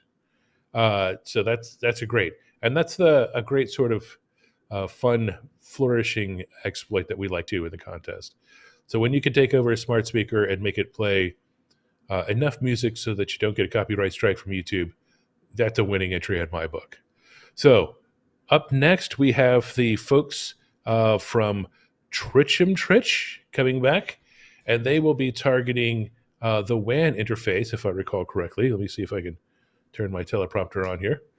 They will be targeting the WAN interface of the Cisco RV340 router, and that happens at 14:30 Eastern. On the line is $30,000 and 3 Master Opponent points. So definitely stick around for that. And until then, make sure you're swimming in clean waters. Watch out for them sharks. We'll see you at 2:30.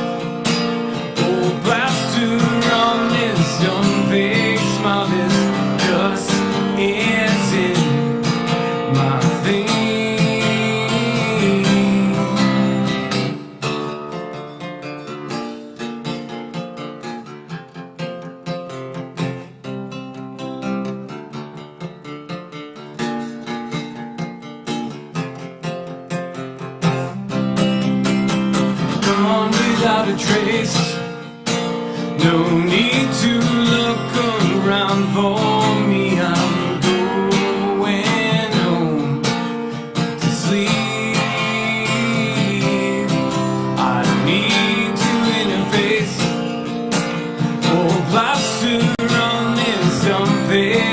smile, this just isn't my thing. Gone without a trace, no need to look around for me. I'm going home to sleep. I don't need to interface or plaster on this dumb fake smile. This just isn't my thing.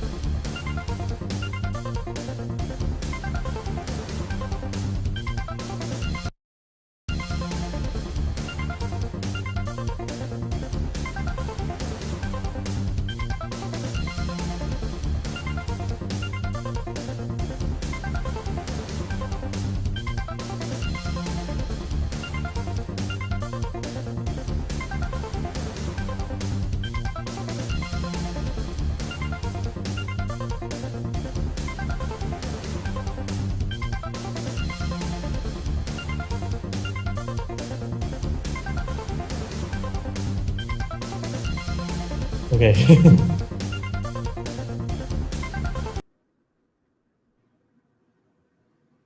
Hello, everyone, and welcome back to PWN2OWN Austin 2021. I am Dustin Childs, your host and the Senior Communications Manager here at the Zero Day Initiative, where we are the sole adjudicators of PWN2OWN. Happy to be here. A little bit of breaking news. The Cincinnati Reds, now that it is the offseason, have traded one of my favorites, and I know yours too, Tucker Barnhart, to the Detroit Tigers. So can we talk baseball for just... No, we can't? No, sorry. No baseball. Back to PWN2OWN. Hey, coming up next, we've got a really great attempt here. This is another one in the router category. And this is a second or third attempt from Trich, I believe is how you say the name. And he will be targeting the WAN interface of the Cisco RV340 router in the router category. And that'll be worth $30,000 and 3 Master of PWN points if they can successfully do this. And from what I understand, we're going to start by rebooting the router and then go from there. So I'll hand it over to you. We're going to Toronto for this effort. So Vincent, why don't you go ahead and take us away and walk us through it? Thank you, Dustin. And are we ready? Yeah, let's go. Okay, let's do this. Kevin, so can you please start the timer in 3, 2, 1, go. On the router. Plug in. So turn on router, plug in. And then we wait for the device to boot. Yeah. And again, the PRW light. That would be the power light. It's blinking now. I'm that guessing. means it's booting. And when it finishes booting, yeah, the document it camera, will become a solid light. it focuses slowly. Please Gives us a focus. good picture once it gets focused in on it. But yeah, so PWR Okay, light, there we go. this light is blinking. That means it's booting. And then, so this set of lights will continue blink, and it'll become this is like a progress bar. So 1, 2, 3, 4. And as it progress, to indicate the boot progress. So this progress normally takes 3.5 minutes. So we'll wait for this to boot up. And from the researchers, they just told me that normally this will also work. It doesn't not from a straight boot up process, but it's just easier to have a defined state to run this attempt.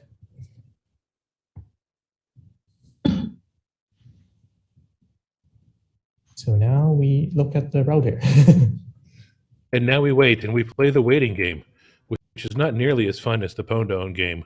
I can tell you that from experience. So Vincent, this router looks a lot more complicated than the router that I see at my dad's place. My dad is now 72 and not the most technologically advanced. So this seems more like something you'd see like in a small business or a very high-end office, home office, I should say. Is that correct, or am I misjudging that? Yes. I think, yeah, this targets small business route. It is part of the small business lines. But like there is nothing stopping a home user from using this router for their home network.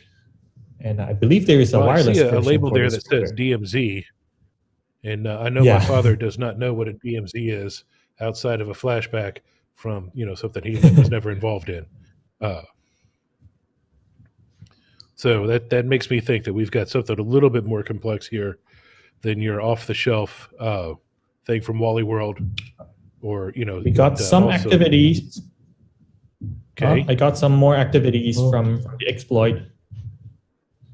Well, we're up to 3 blinky So I'm lights. just waiting for our reverse shell, but it is definitely doing something now. All right. Well, we're past 3 minutes, so you said 3.5. So that's about right on schedule, or schedule, as some would say. And more signal. Now we're up to 4 blinky lights. But it's still booting. That's okay. There's an orange light flashing too.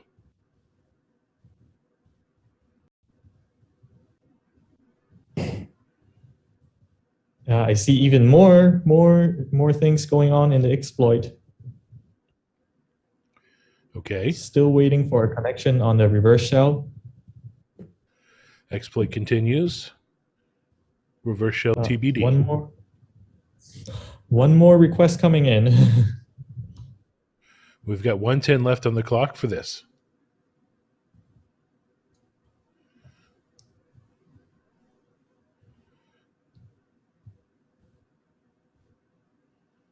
More activities, more activities.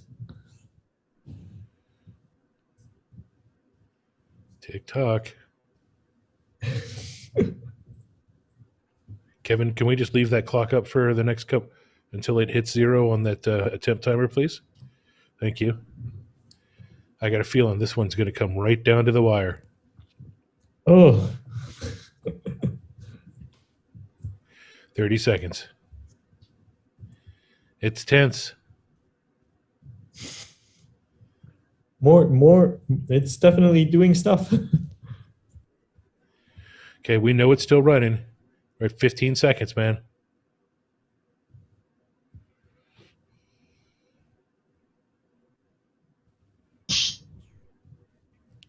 Five, 4, 3, 2, 1. Do we have a show? Well, I think we timed that one out, bud.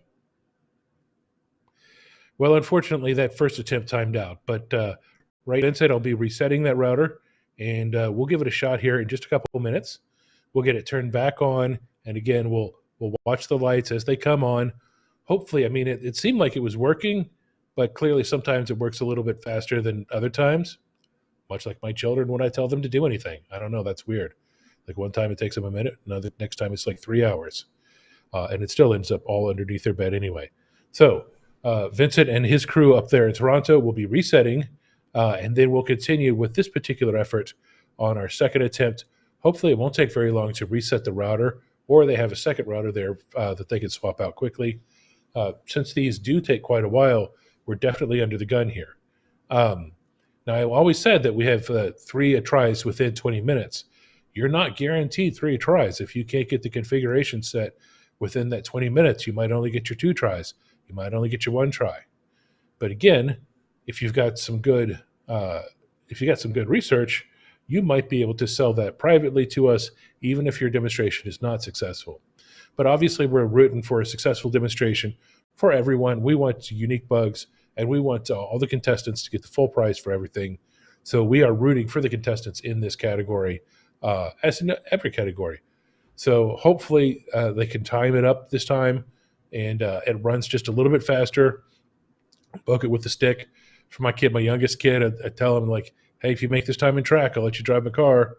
And then that seems to motivate him a little bit. He's 15, got his learner's permit, wants to look cool behind the wheel. He forgets that he's 15 and he has his learner's permit. There's just no looking cool behind the wheel at that, especially because I'm sitting in the front seat with him. So instant not cool points there. But anyway, taking a look at this, we're not quite there. I'm not ready to officially declare Synactive in the lead, but that's a tentative score right there.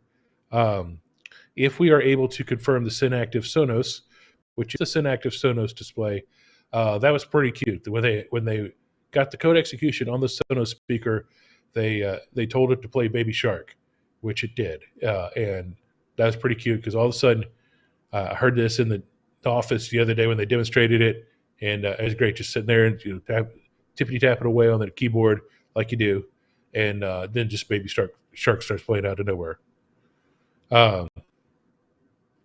That's okay. I thought I'd send a different message. So what's fun is being on camera here for the last couple of days, I'm starting to get like on-camera spam.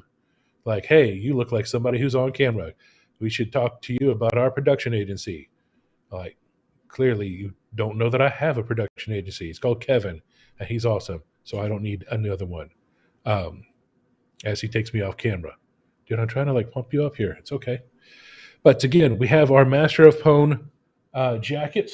Boy. Let me get this jacket. Let's get back on the one shot here so I can show the jacket. That's right. Master of PWN. And see, if this were really the 80s, you'd have like this entire back patch here. There'd be some skeletons on it too. Possibly, you know, a lot of girls will write down the Sharpies and stuff for you. Maybe get a phone number here. I mean, not me, but maybe you. The Austin mixtape. Nice patch there. That's pretty cool. See, kids, there used to be these things called cassettes, and they were like thumb drives, except they had two sides. We got our nice bug patch right here going on. That's pretty cool. Austin is also very famous for its bat cave. No, not Bruce Wayne, but the actual bats. And of course, the Master of Pwn sticker right there. Heard a good joke yesterday. It's like, what do you call Batman when he's beat up? Bruised Wayne. I'm a father. I like it. That's a good dad joke. That's good and punny. Let's see. Vincent, how are we doing? Are we getting ready to head back that way? I'm about to start telling random dad jokes otherwise, because that's where we're at now. Okay, you've asked for it. A machine learning algorithm walks into a bar. Bartender says, "What do you have?" Machine learning algorithm says, "What's everyone else having?"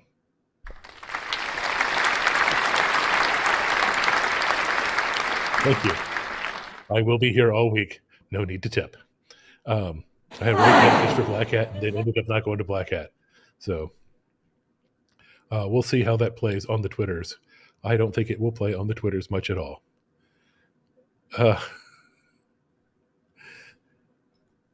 Okay, let's see. I think we're getting close to being, where are we at on the time overall, Kevin? We must be about down to, we're under 10 minutes. So I think running this twice now is not an option. So it looks like we have one more chance to run this once we get everything reset. And I'm already getting negative comments about my sense of humor, to which I say, get your own. I mean, mine's taken. So let's see what else we've got going on. Looking ahead for the rest of this afternoon. And we're ready to... Okay, here we go again. Second attempt in 3, 2, 1, go. And run script. So we have a different router this time around.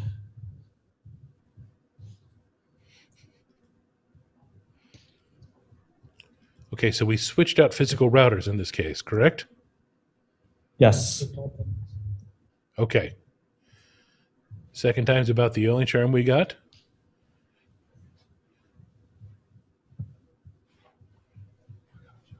Oh, we're having a guest come join us now?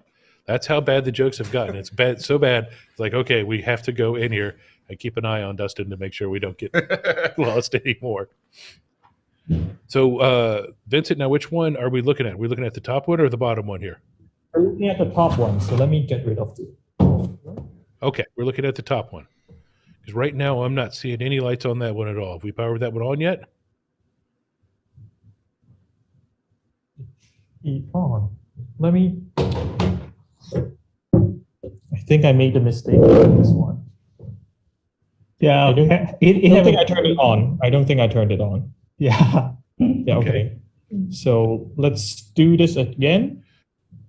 And because it was my fault, that was that's a configuration error. So let's restart the timer. Okay, let's restart the timer. Okay, so, here we go. Okay, I will reset. Okay, start. And then, second attempt again. And 3, 2, 1, go. Okay. Blinking. Now okay, we're finally seeing it's some lights. blinking.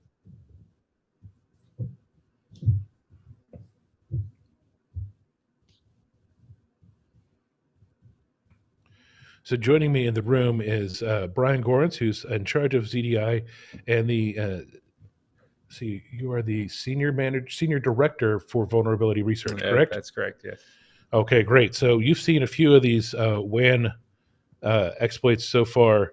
these are some pretty impactful bugs, right? Yeah, they're really interesting. I mean, I think, we added these to the contest several years ago, and I think every time we've added it, somebody's come in with them. And, they, in certain conditions, they may actually be wormable. So, an internet-facing connection, with, possibly a stack-based buffer overflow or a heap-based buffer overflow that's relatively easy to exploit is quite dangerous. And so, we're excited to see these type of WAN entries in the competition.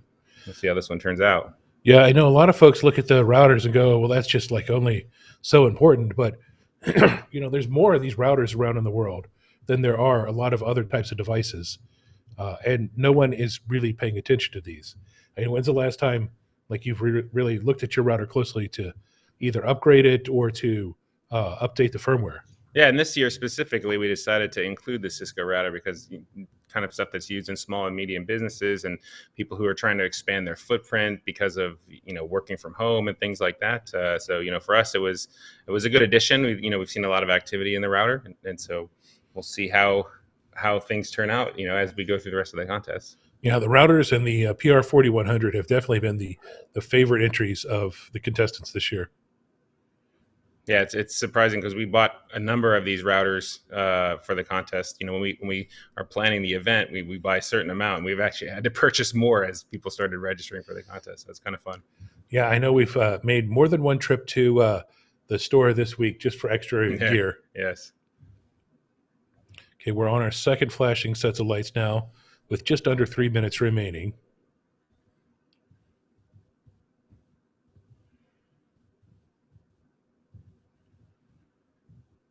Vincent, how's everything looking from your end? No, not much activities.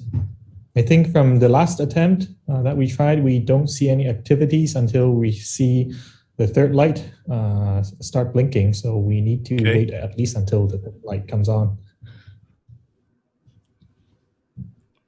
And I see something. We'll wait for that third light.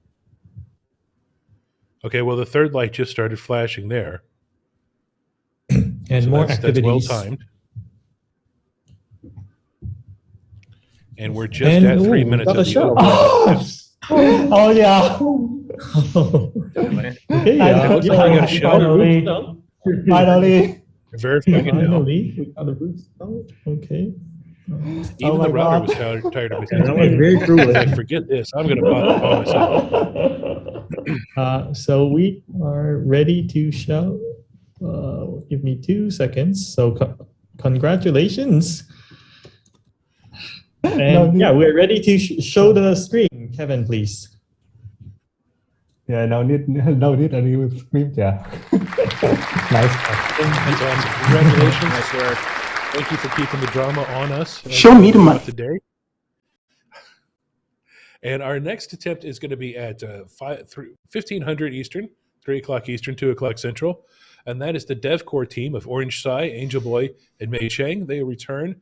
They will be targeting the Western Digital MyCloud Pro Series PR4100 in the NAS category. That'll be here in the Austin office. Yep. Up for grabs is $40,000 and 4 more Master of Pwn points. Like I said, I'm waiting on just a couple of confirmations, so that could put Synactive in the lead. But if DevCore hits this, that could put them back in the lead. So it's definitely neck and neck right now when it comes to Master of Pwn leaders. Brian, thank you for joining. Can we get you back here later in the day, maybe? Absolutely, I'll be in here. Absolutely, Save great. your throat. Thank you. I'm getting a little rusty already. I'm going to go grab some tea. So until then, take care, and we'll see you back here at 3.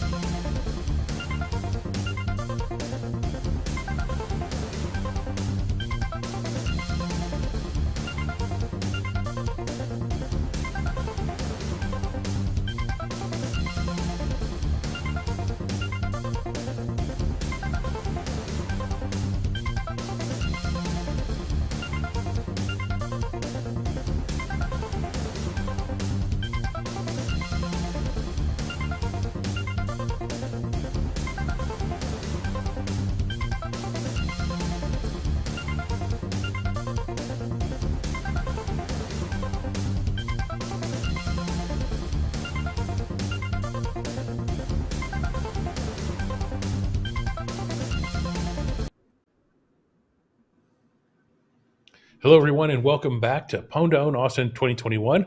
I am Dustin Childs. With me again is Brian Gorentz. And hey, we've got some late breaking news. We can confirm now that the Synactive team won event on Sonos. They used a unique bug chain consisting of a stack-based buffer overflow, so that earns them $60,000 and 6 more points towards Master of Pwn. That catapults them into the lead at 12 right now, but just behind them at 2 is the DevCore team. So who do we have next? DevCore. The DevCore team, that's right. And up next, they are be targeting the Western Digital MyCloud Pro Series PR4100 in the NAS category. And on the line there is $40,000 and 4 Master of Pwn points. So if this is a unique bug chain that they use, they will go from 10 points to 14 points and get right ahead of Synactive again. So it's neck and neck. This is what I love.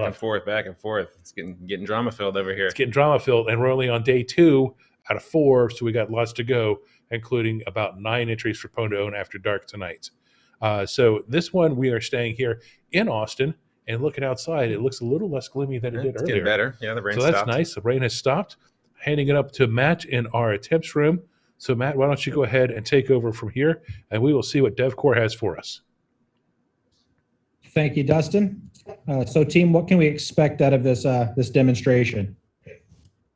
We will have a loose show back. Perfect. So are you guys ready? Yes, ready. All right. Kevin, can you start the timer for us, please? All right, gentlemen, best of luck.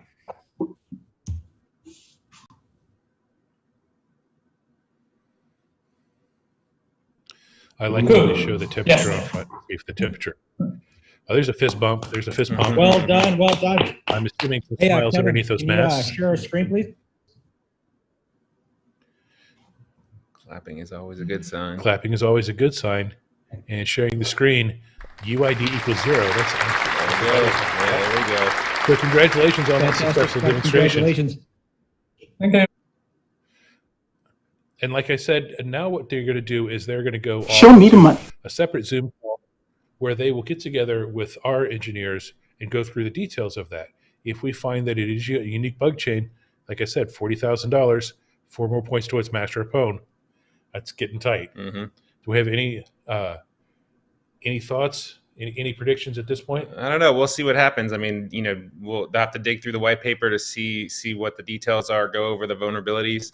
And then I think ultimately it comes down to, what Western Digital has to say as it relates to the disclosure. That's the best. One of the interesting parts about PWN2OWN is not only does it have to be a 0-day in our database, but also a 0-day in Western Digital's database. So it's one of the few contests in the world that actually has that level of vendor participation. And so we're happy to have Western Digital with us here to help deduplicate the vulnerabilities that are coming in.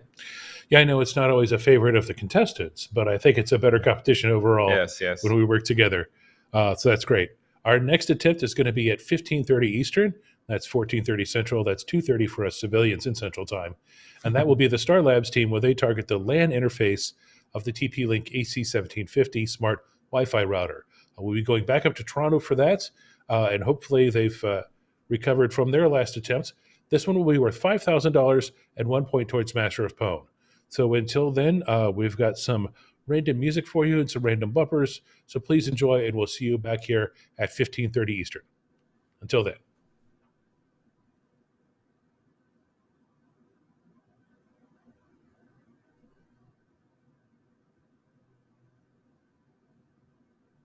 Or we could chat some more. I think Kevin is just like leaving us on.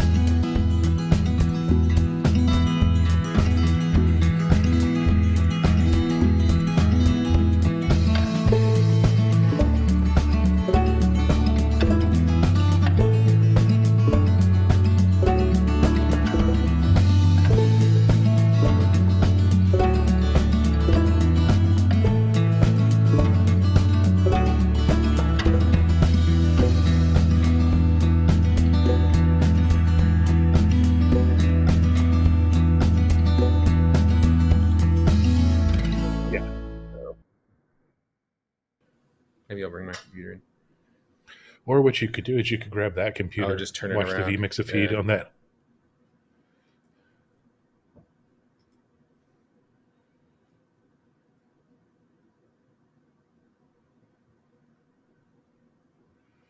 Oh.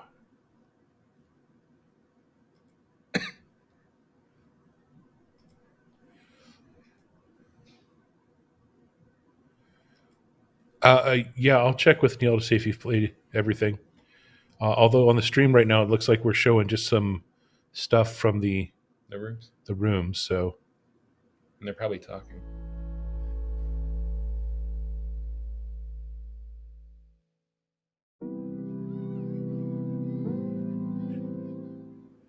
just we're live again, and we're back live.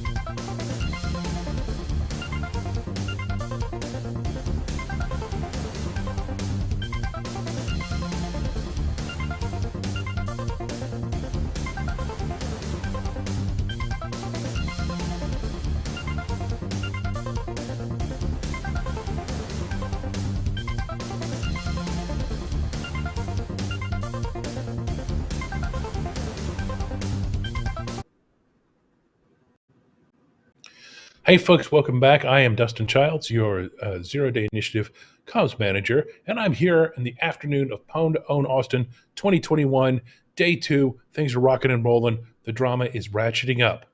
Okay, because you know what? I've got some confirmations, but it's not what we expected. We expected wins, losses. Guess what? We had a collision. That's right. The last attempt from DevCore was a collision with bugs that had previously been used in the contest. That means they only get half the prize, $20,000, and 2 Master of PWN points. It's really great. But now that puts them at a tie with the Synactive team on top of the Master of PWN leaderboard. So right there, it's nip and she's tucked, man. I'm telling you. And it is drama, and I love some drama when it's on the stream and not in my personal life. So that's good. Coming up next, we've got the Star Labs team of Billy and Mohammed. Not going to try and say their names more than that. And they are going to be targeting the LAN interface of the TP-Link AC1750 smart Wi-Fi router in the router category. This could be worth $5,000 and 1 Master of PWN point for Star Labs team. I think I'm going to, and I know I'm going to Toronto. I think I'm handing over to KP1. And KP, my first question for you is the router plugged in? Yes. Okay, good. That's a great start, and we'll move on from there. Okay, so thank you, Dustin. This is the last entry we are running from the Toronto for today. Are you guys ready to pawn the TP-Link? Ready. Okay, Kevin, can you please start the timer? 3, 2, 1, go. So we are seeing some activities here. Some more activities.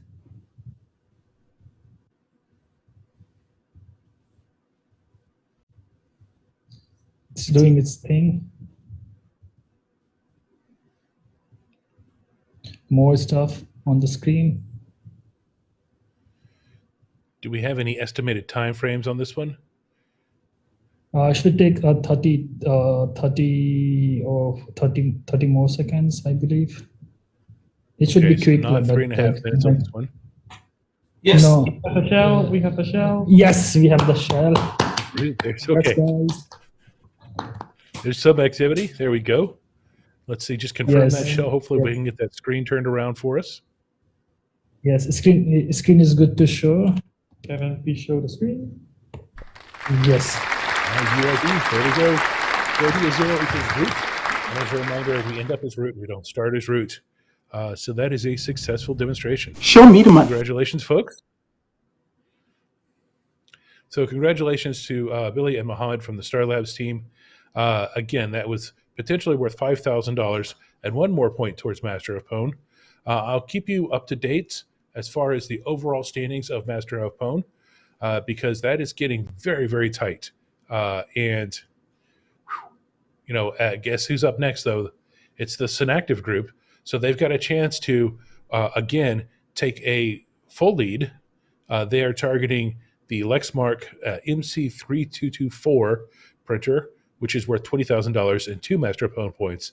So right now they are tied for the lead. They could take the lead again if they successfully compromise the Lexmark. And then I think the Star Labs team comes back next. They're making a late charge here, and Synactive wraps up our broadcast day with the HP ColorJet laser printer. And then we'll go into PWN2OWN After Dark.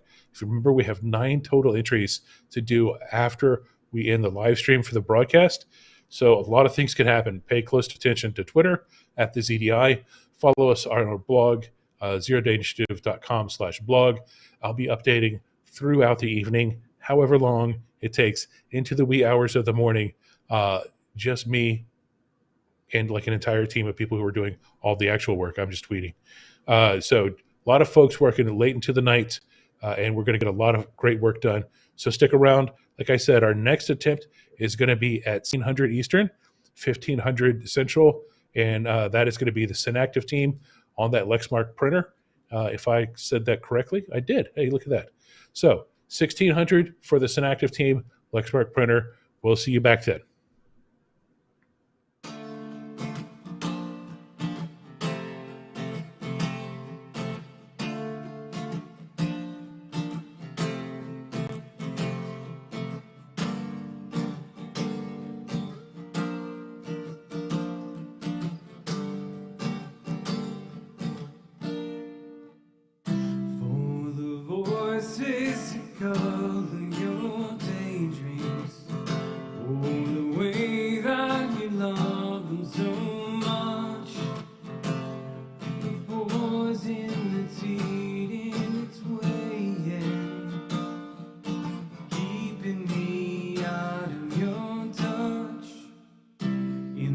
light we can see if it's over.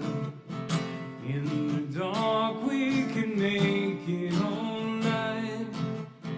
Like the thorns that accompany roses, I'll be here holding on tight.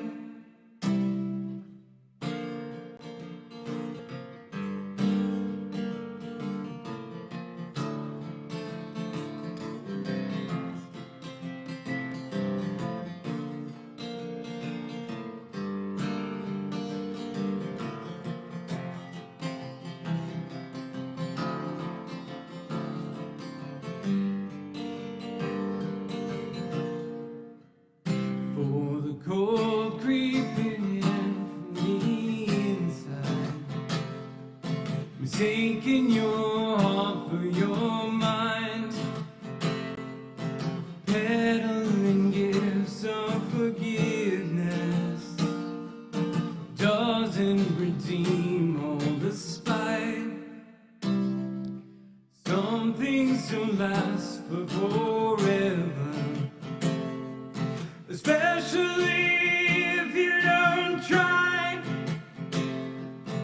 Ivy blocks out all the window, digging its way deep inside.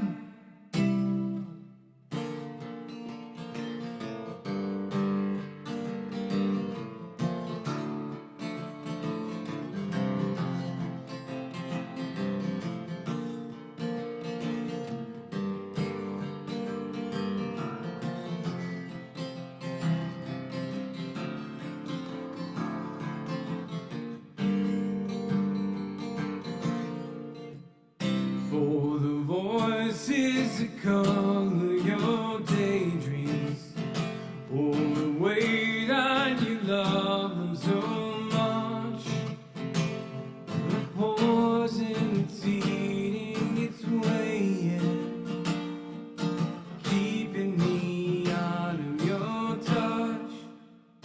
For the voices that color your daydreams, or the way that you love them so much, the poison that's eating its way in, keeping me out of your touch.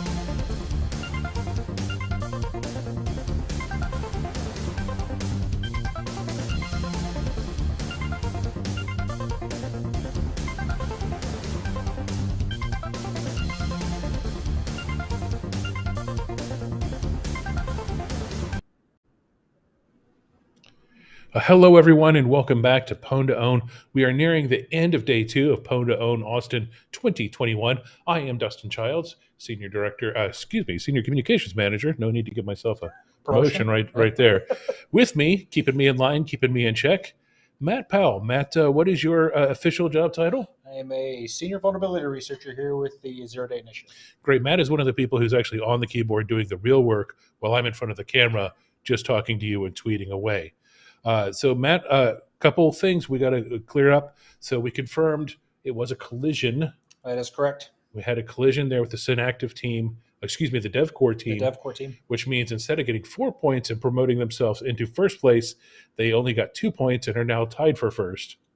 Little drama. Little drama. I love a little drama. Love a tight game. Love a tight game. As long as, you get you. I bet on both teams. I'm playing both sides against the middle. So nothing wrong with that. It's okay. And then the one following that, the Star Labs one, that also just came back in as a collision. So $2,500, half a point for Master Opone. But they had utilized a bug that had been previously seen in the competition. So that's what bug collisions are. So on this one, however, we're going back here we're staying within the building on this one here in Austin. The Synactive team, they kind of want that first place. So they've got 2 more entries today before we even go off the television. And their first one is they're going to be targeting the Lexmark MC3224i in the printer category. They've had some good luck with printers so far. We'll see how we do. I believe I'm tossing this to Ziad. Is that correct? Ziad, are you ready for us?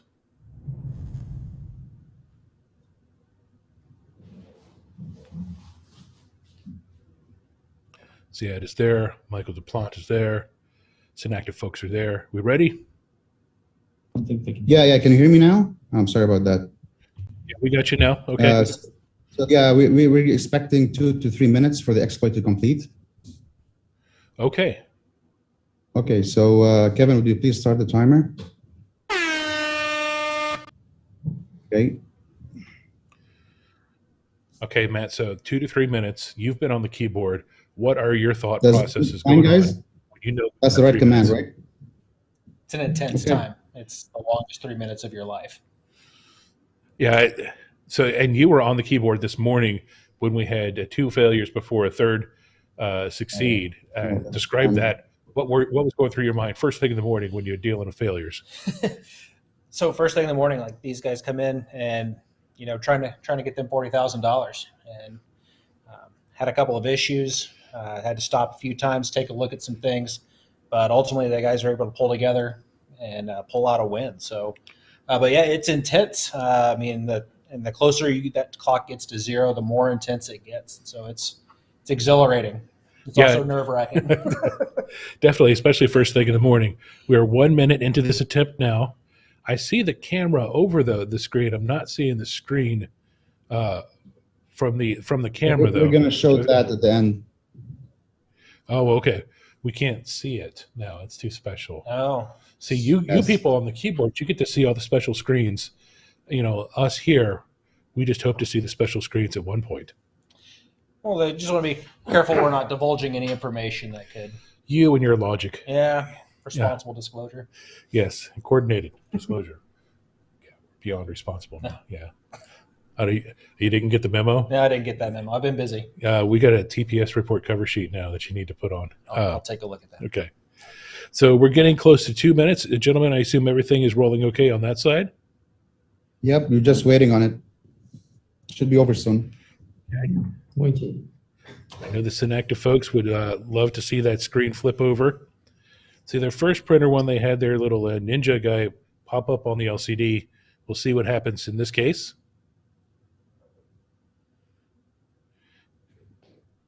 And Synactive folks, if you're listening, I need me a little ninja sticker. I have stickers to trade too. I'll send you.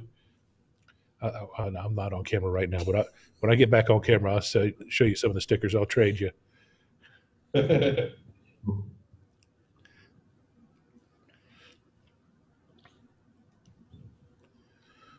It's walking. Yeah. Oh, hear noises. You hear some noise.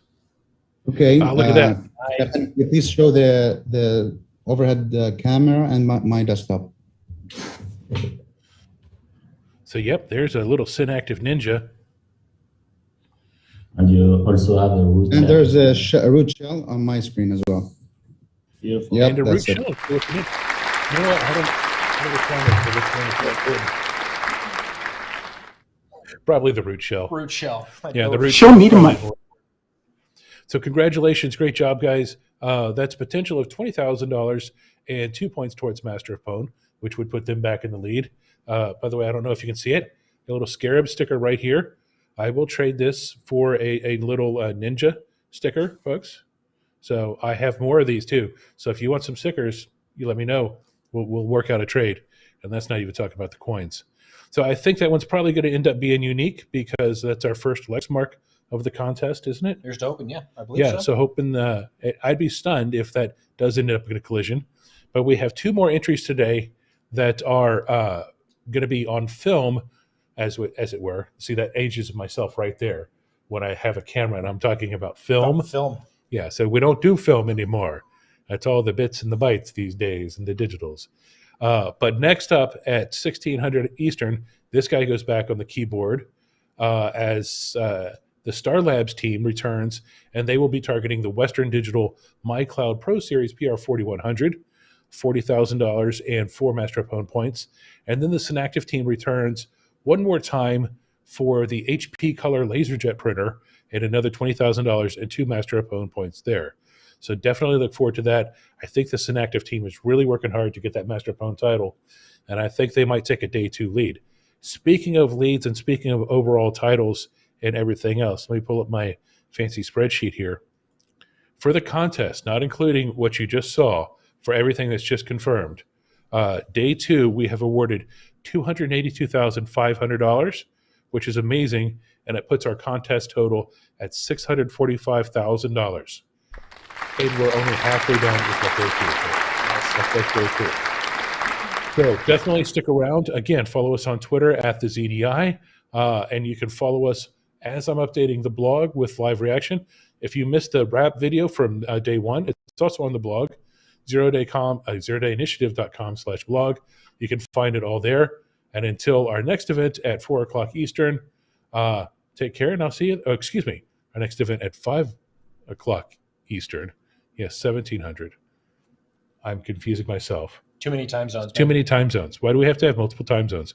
Why can't we just have now, later, and then? So later, we'll be back with the next one, except then it'll be now, and then we'll really be confused. Yeah, then when will then be now? Then we'll be now, yeah. Soon. I don't wear a watch. That's why I got messed up. So at 1700 Eastern, 1600 Central Time, we will be back. He'll be on the keyboard. I'll be on the mic. And the team from Star Labs will be on the clock. We'll see you then.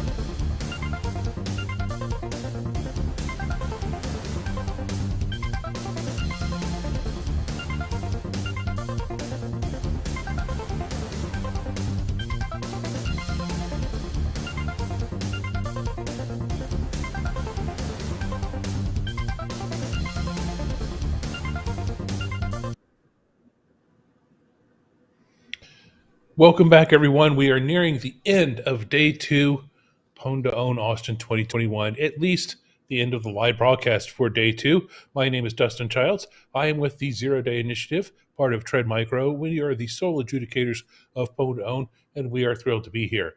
I can confirm our last one. Our last attempt saw the Synactive team targeting the Lexmark printer. I just got word that they used a combination of 3 unique bugs. So that is a full exploit chain. They earned $20,000 and 2 master opponent points.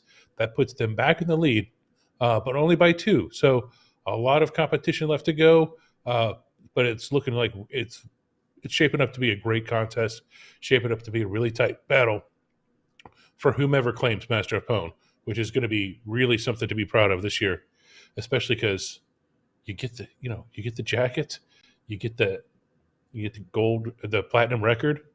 I don't know if they're going to stick a ninja on that record or not. They got to win it first. So, you got to have the skills to pay the bills. But in any case, our next attempt, we're heading back into Austin. We're heading upstairs now. The Star Labs team's return. I believe Hi, I'm Darkness is going to be there, and he's targeting the Western Digital MyCloud Pro Series PR4100 in the NAS category. I'll be tossing this over to Matt. Matt is there with Neil, and they are ready to run the program. So, Matt, over to you. Thank you, sir. All right. Are you ready? Yeah, I'm ready. All right. Hey, Kevin, can you start the timer for us, please? All right. Best of luck. Here we go.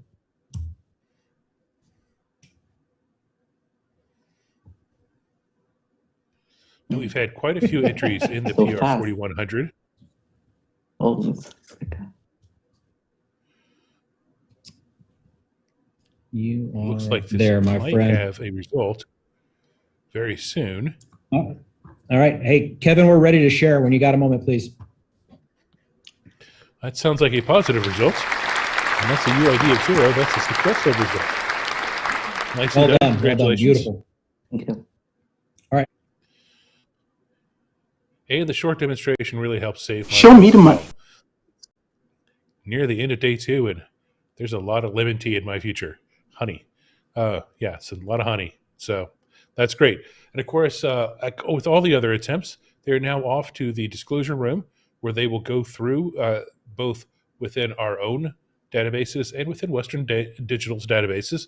They're going to deconflict, make sure that it is a true 0 day that wins a 0 day competition. If successful, if it shows that it's a unique bug chain, that's $40,000 and 4 more points towards Master of Pwn.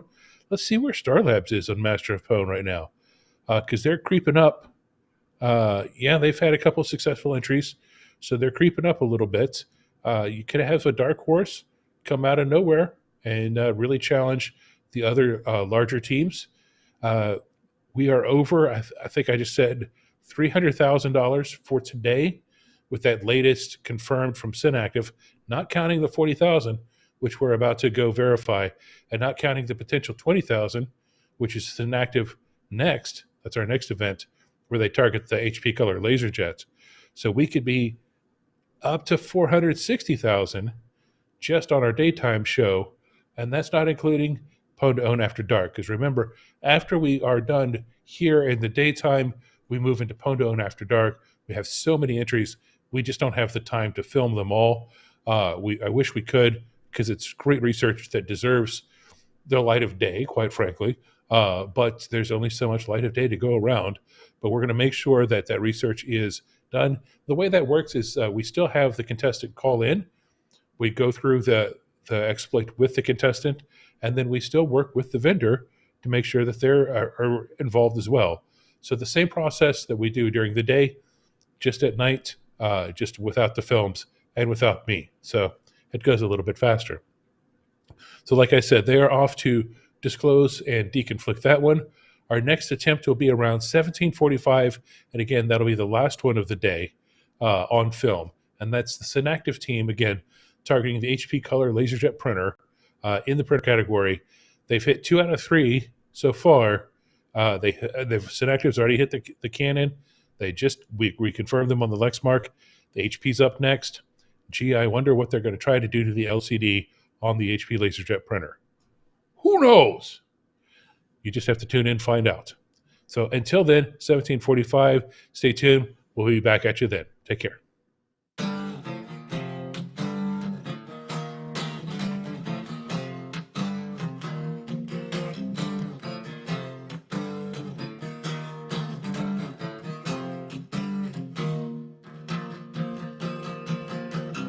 Wanna go anywhere with you. It's funny to think that I want to.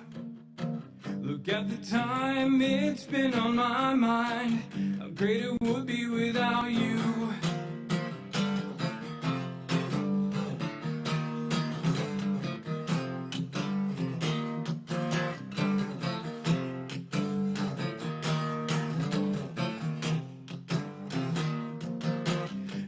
And on, this is so much fun.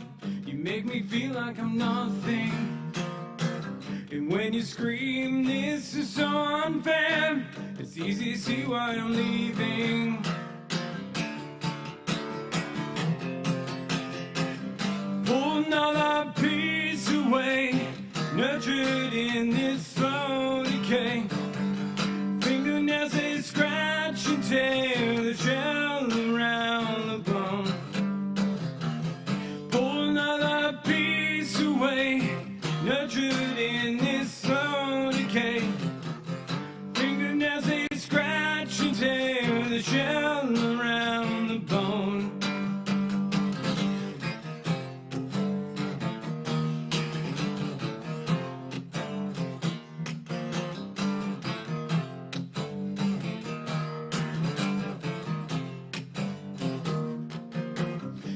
And on, this is so much fun. You make me feel like I'm nothing.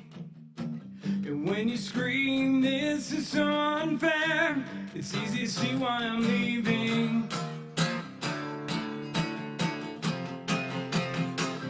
Pull another piece away, nurtured in this slow decay. Fingernails, they scratch and tear the shell around the bone. Pull another piece away, nurtured in this slow decay. Fingernails, they scratch and tear the shell around the bone. Pull another piece away, nurtured in this slow decay. Fingernails, they scratch and tear the shell around the bone. Pull another piece away, nurtured in this slow decay. Fingernails, they scratch and tear the shell around the bone.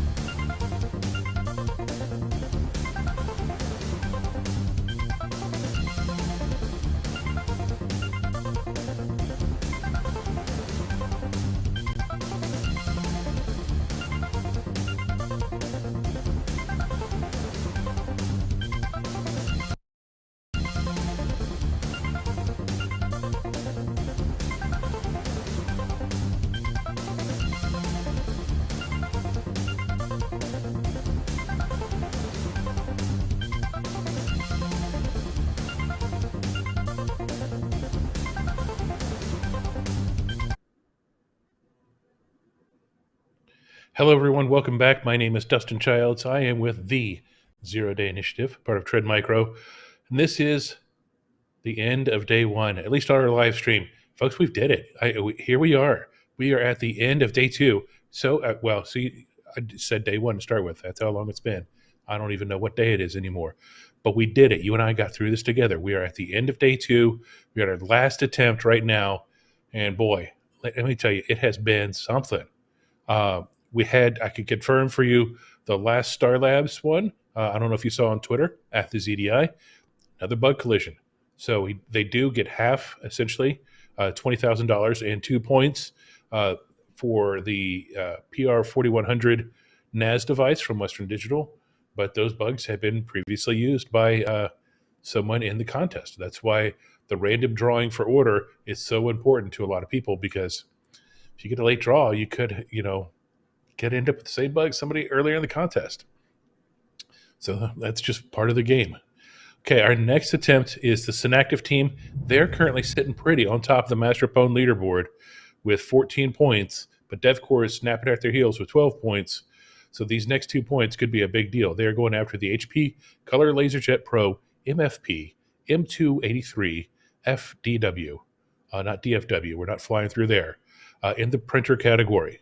So this should be pretty interesting.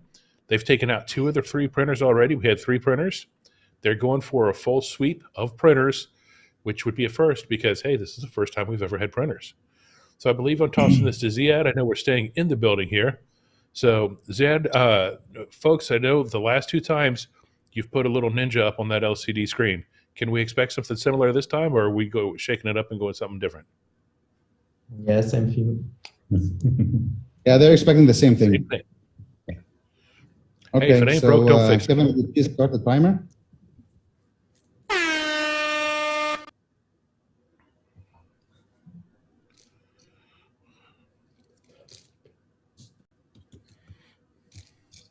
Okay, here we go.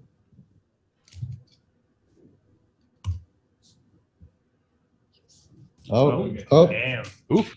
And we're done. That's a success. It's a success. A little thumbs up on the ninja this time. I think it's a different Yeah. pose for the little ninja guy, which is nice. Yeah. So we are definitely calling that a successful entry. Congratulations, fellas. That is the first sweep of the printer category. Okay, guys, let's go to the disclosure. So they head off to the disclosure room, and they will obviously go through all of the ins and the outs, the whats and the who's and the hows. So congratulations to them. If that's confirmed, that now puts them up to 16 points in Master of Pwn. Show me the money. 4 point. And I think, Kevin, we have the updated, with the exception of that one entry, the updated Master of Pwn standings. We can take a look at that real quick. At least the top 10, I should say, of the Master of Pwn. It's getting to the point now where the font would be too small if we got too big for it. I mean, too many names in there. Overall, for the day, we are not, again, so we can't count the $20,000 that was up for that last event. But if right now we've awarded 100% confirmed $322,500. So this could get us to $342,500 for the day, which would be just a little bit less than the $362,000 we did yesterday. So interesting. Overall, we are at $685,000. That is crazy over 2 days of a contest. And folks, we still got 9 events to run after dark. So once we sign off here, we move into Pwn after dark mode. We separate into different teams and we just kind of truck through as many of these as we can. And as many of these as we can means 9 of them tonight. That's what's on the schedule. So that's like a full day, on its own, and it's at night. So definitely stay tuned. Follow us on Twitter at the ZDI. That's where I'll be posting the results of this. I'll also be posting updated, here we go, Master of Pwn standings. So if you look at the Master of Pwn standings right now, the Synactive team is at 14. Again, this is pending that last demo they had on the HP LaserJet printer. So it could be 16 here within the next hour or so. DevCore is right at their heels with 12 points, $120,000. Fury is still in the game at 80,000. And Star Labs is playing a little bit of catch up. There's some other ones that are coming in tomorrow. We could see a lot of shift at this board. Now it's the second quarter. Can't lose the game in the second quarter. Can't win the game in the second quarter. But it should be pretty interesting. So definitely stay tuned. Like when you're going out tonight, or if you're around the world, check Twitter, see what's going on. I'll be updating the blog, of course, throughout the evening with the latest stuff as well. So just make sure that you're looking at that blog. Make sure you're looking at our Twitter, and we'll have a day 2 wrap video available tomorrow. If you missed the day 1 wrap video, either check out our YouTube channel or check us out on the blog. I have it listed there. That blog is your one-stop shop for everything: your schedule, your results, your hurt feelings, your utmost desires, all right there. Maybe. I mean, it's probably not all of the stuff, but definitely all the results in the schedules. You can find them all right there on the blog. So definitely check that out. And should be a lot of fun tonight. 9 more entries for PWN2OWN After Dark. Should be great. Tomorrow, we get started at 10 a.m. Eastern again. Let's see who we get started with at 10 a.m. Eastern on to tomorrow's docket. We get started Thursday with Martin Rachmanov, and he will be targeting the Western Digital PR4100. So again, a very popular target. We'll see if his exploit is Collision.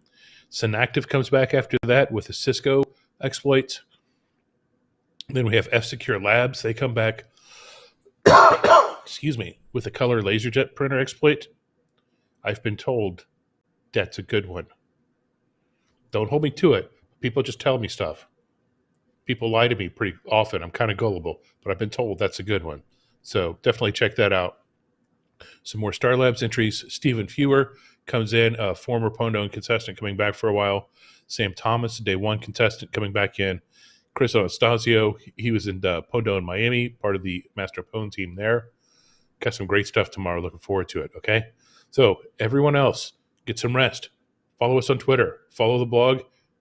And we'll see you tomorrow morning, right after PWN2OWN After Dark. See y'all.